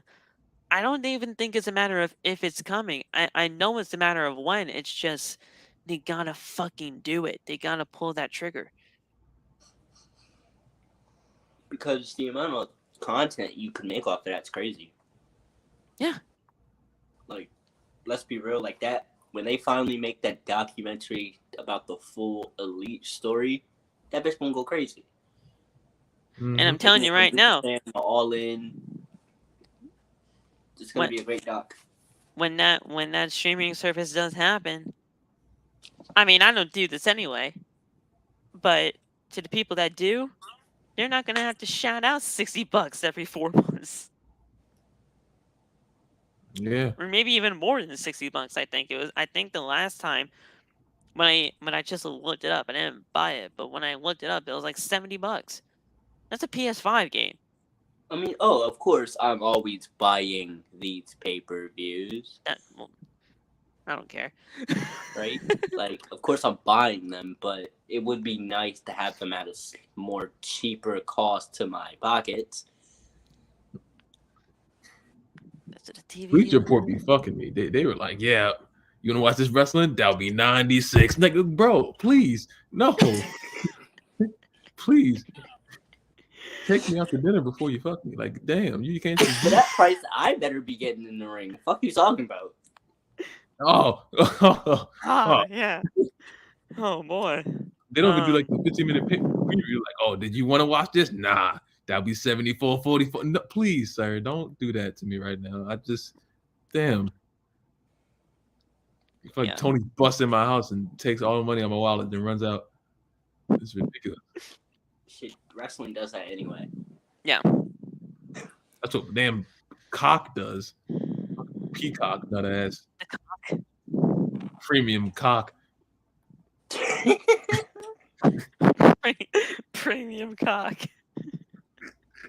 Cock with no ads is just killing me. Cock with no ads? Yo! YouTube, please don't take us down. Oh my god. God, this video's already taken down. They're just looking back in the live to make sure they got all the violations. Well, they're gonna have to take out an entire 5 minutes because Loft was just saying, "Hey, nice cock," for 5 minutes straight. Nice cock. Why did you say that? Hold up. Hey, nice cock. Yeah, this video so nice cock. That video was fucking insane. If any of you guys know that reference. Nice cock. Nice cock. Oh shit. Man. Oh my god. Insane night. Now that we're done talking about cock, let's get back to talking about wrestling. No, we out though, but the cock is the wrestling. It's on my account. Just keep looking at my bank account. I see $15.99 cock. I'm like, bro, come on. Damn it, bro. It's ridiculous. Why are you paying $15.99 for cock? It did no ads. You got a point. You gotta give the cock like no commercials between the cock. You know what I'm saying? Commercial free cock. Stop it! Oh my god. How you think I'm gonna watch Crown Jewel tomorrow? Cock. You think it's a game? Yeah. Oh my god. It better work too. You took that money on my damn account. First of the month. Cock. Give me the money. Like what? No. Crown cock. Crown cock. Cock Jewel sound like a fucking Cock jewel. it's like a strip club. Like some freaky shit in Vegas. You're putting jewels on your Jesus Christ. Sound like a Oh strip my club. god, bro said cock jewel. Sound like a strip club. Oh my god.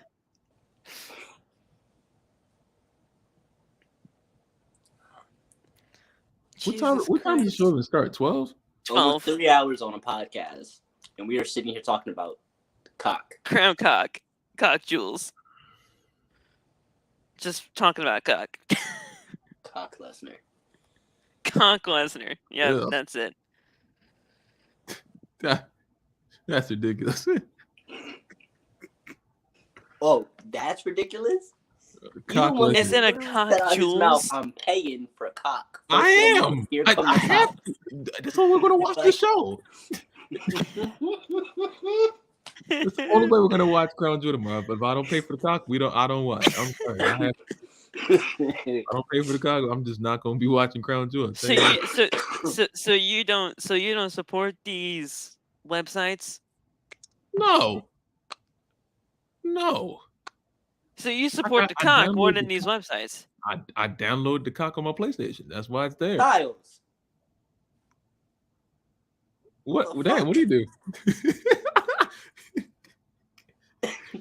Say smoking on it. Jesus Christ. Styles. I don't think he likes you. I don't even have my vape anymore right now. Oh my god. That is insane. I am not smoking no cock flavored vape, bro. Stop playing with me. That's listen.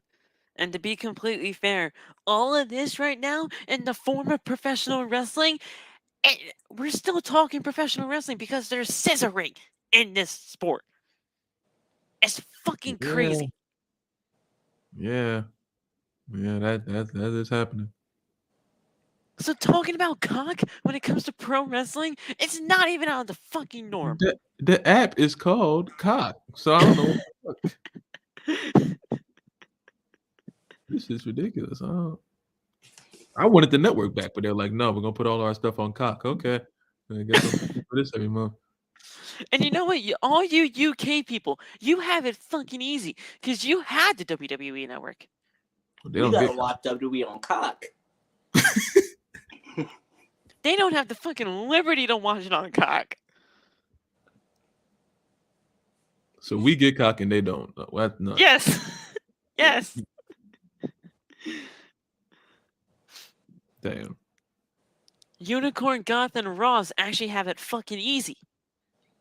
They don't- dead ass have the network over there though. Yeah, They dead ass have the network. all like the UK states and everything like that. They have WWE Network. What Mhm. the fuck? Literally the only everyone but the US has the WWE only place that has Peacock, the only place that has cock is the US. Everybody else is WWE Not even Network. Canada or Mexico. Literally, it's just the U.S. with cock. They don't got no cock over there. They're cockless.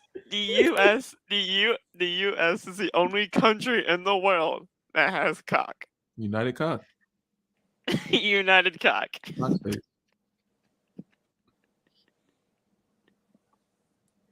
This is a damn shame.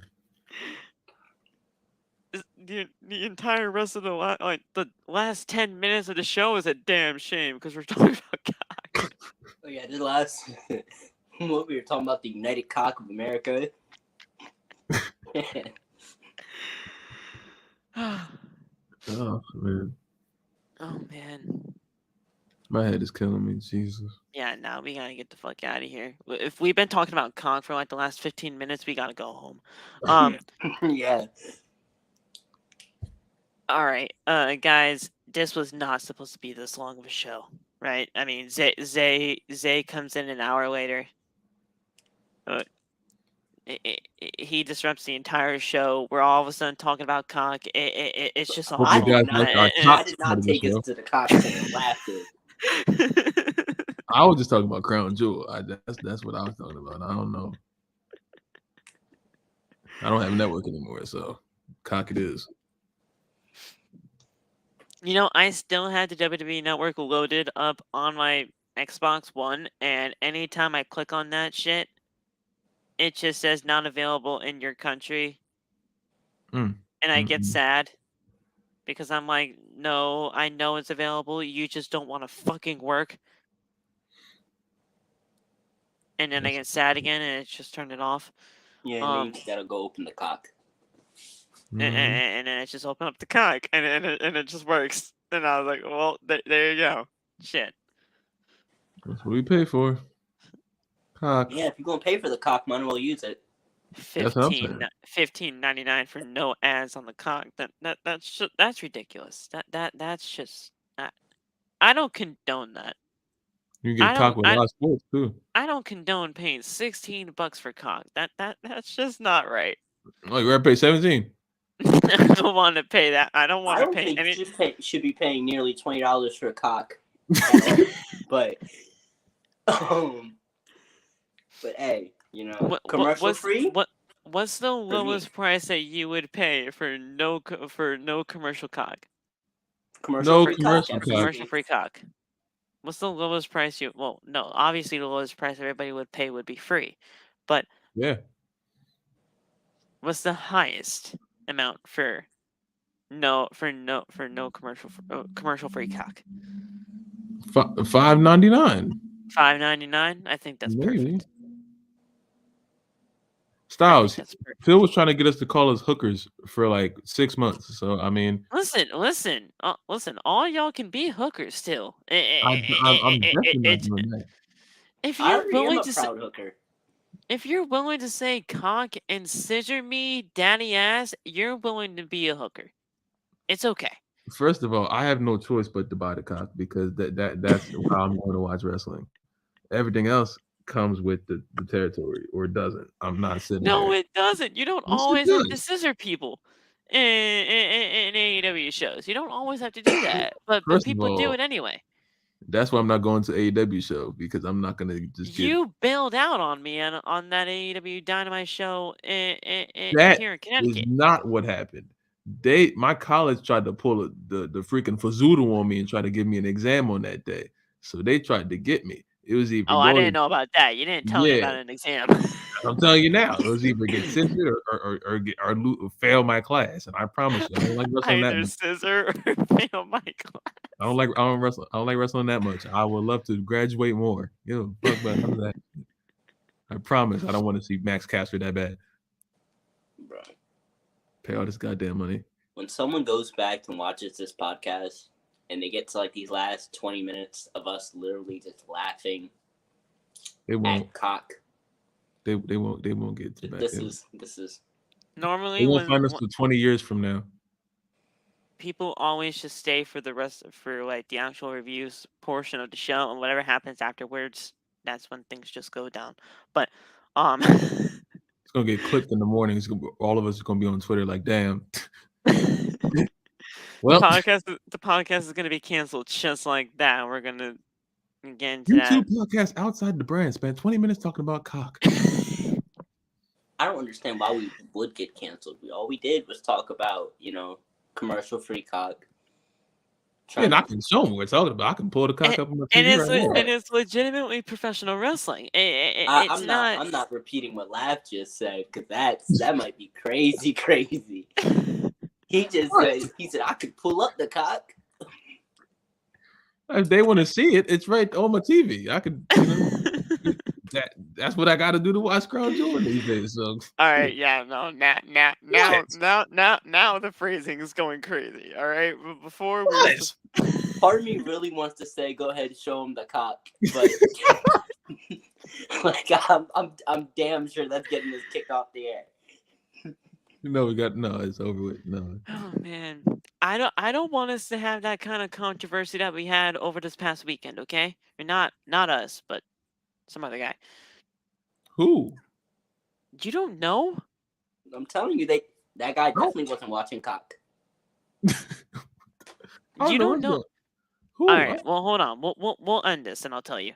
Thank you guys so much for joining us here on OTB. We talked about cock for the last 20 minutes. I hope you guys. We're joking, enjoyed guys. We're talking about Peacock, the NBC app. Yeah, we're you joking. Peacock. NBC, Peacock, NBC Universal, where we watch professional wrestling for $15.99 for no commercials. It's fucking crazy. It's a joke. Laugh. It's literally SmackDown, AEW Rampage. This was the go-home show before Crown Jewel tomorrow. You guys won't be seeing a review right after Crown Jewel. You'll be seeing it as soon as I'm fucking done watching it. So, be prepared. Have your notifications on anyway. I'll make the stream anyway. So, just have your notifications on. Come here after the show, and we'll be good to go. But yeah, thank you guys so much for joining us.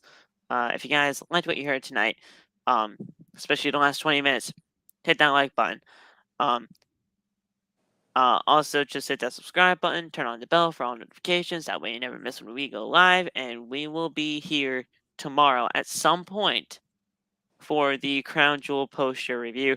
We didn't do a preview and predictions because, to be completely fair, where was the time to do it? I mean, we could have done it on Thursday, but to be completely fair, there again, I mean, not a lot of people were probably available Thursday, so it's kind of just a thing.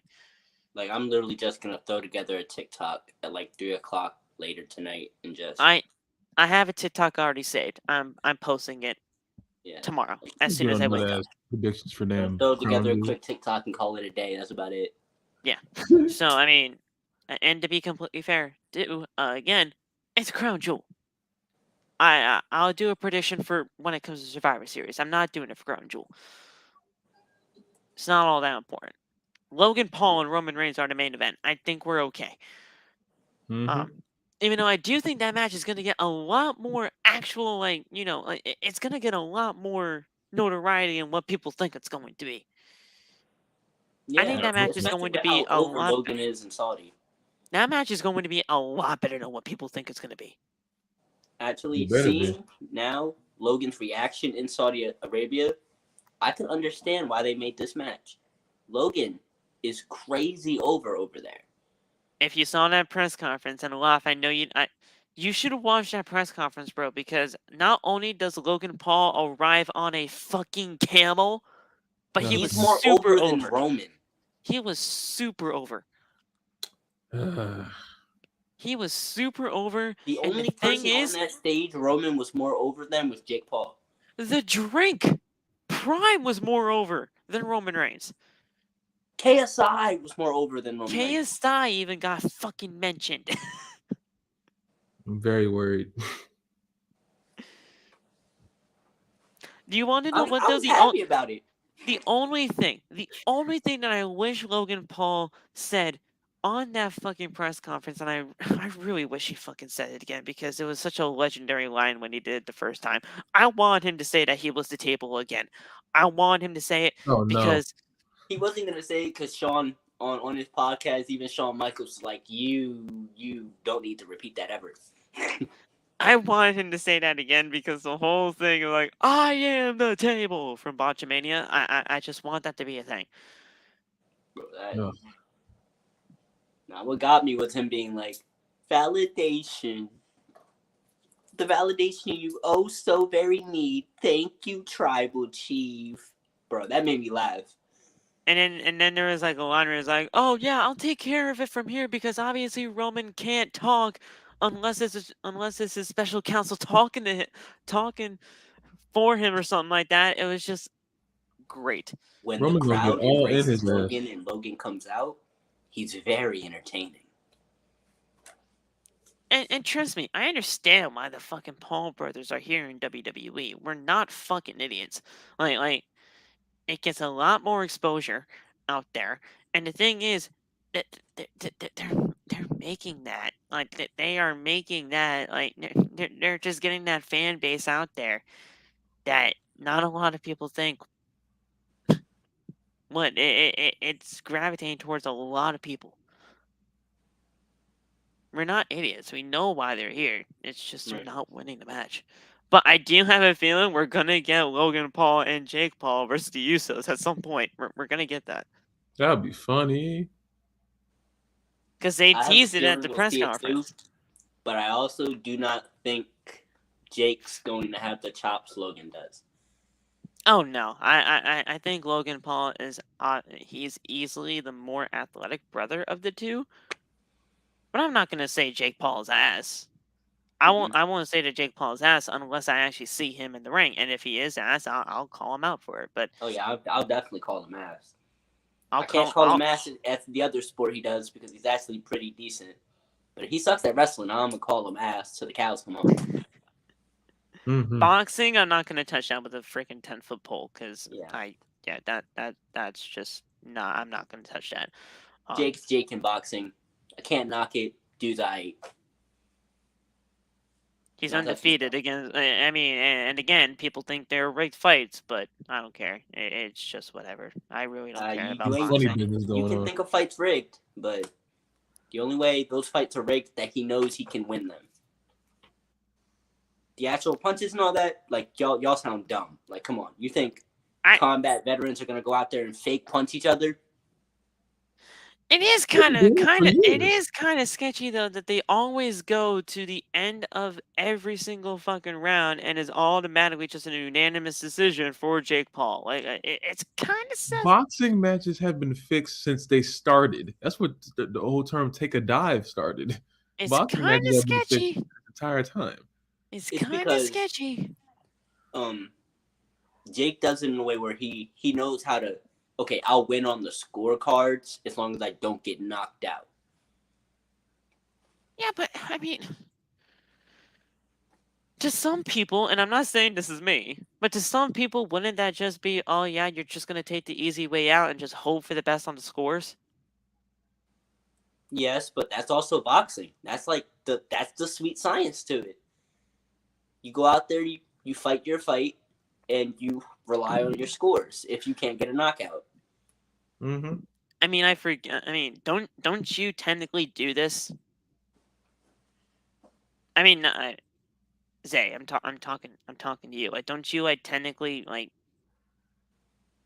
I mean, No. no. What I'm do you thinking about what, Malcolm? Malcolm boxes. Oh, Malcolm. I Oh want to yeah. start boxing, but you know, Oh yeah, Malcolm. it's Malcolm not for some reason who fucking hates my ass. I don't know why. I did nothing to the kid. I Hates your just show up. ass? Huh? Hates your ass? What? Yeah. Well, he's whatever. I just show up on the Triple Threat podcast one time after him, and he's just like, "Oh yeah, listen." I just complimented him on his hat, and he's just like, "Yeah, nah, you're going a little too far." He was like, "Hey, watch out! I got a girlfriend." That made me laugh. See, Zay was there. I just complimented him on his freaking hat, That's hilarious. and the guy just doesn't like me. We're getting out of here. Thank you guys so much for joining us. Like, comment, subscribe, all that good stuff. And we'll see you guys tomorrow for Crown Jewel. Peace.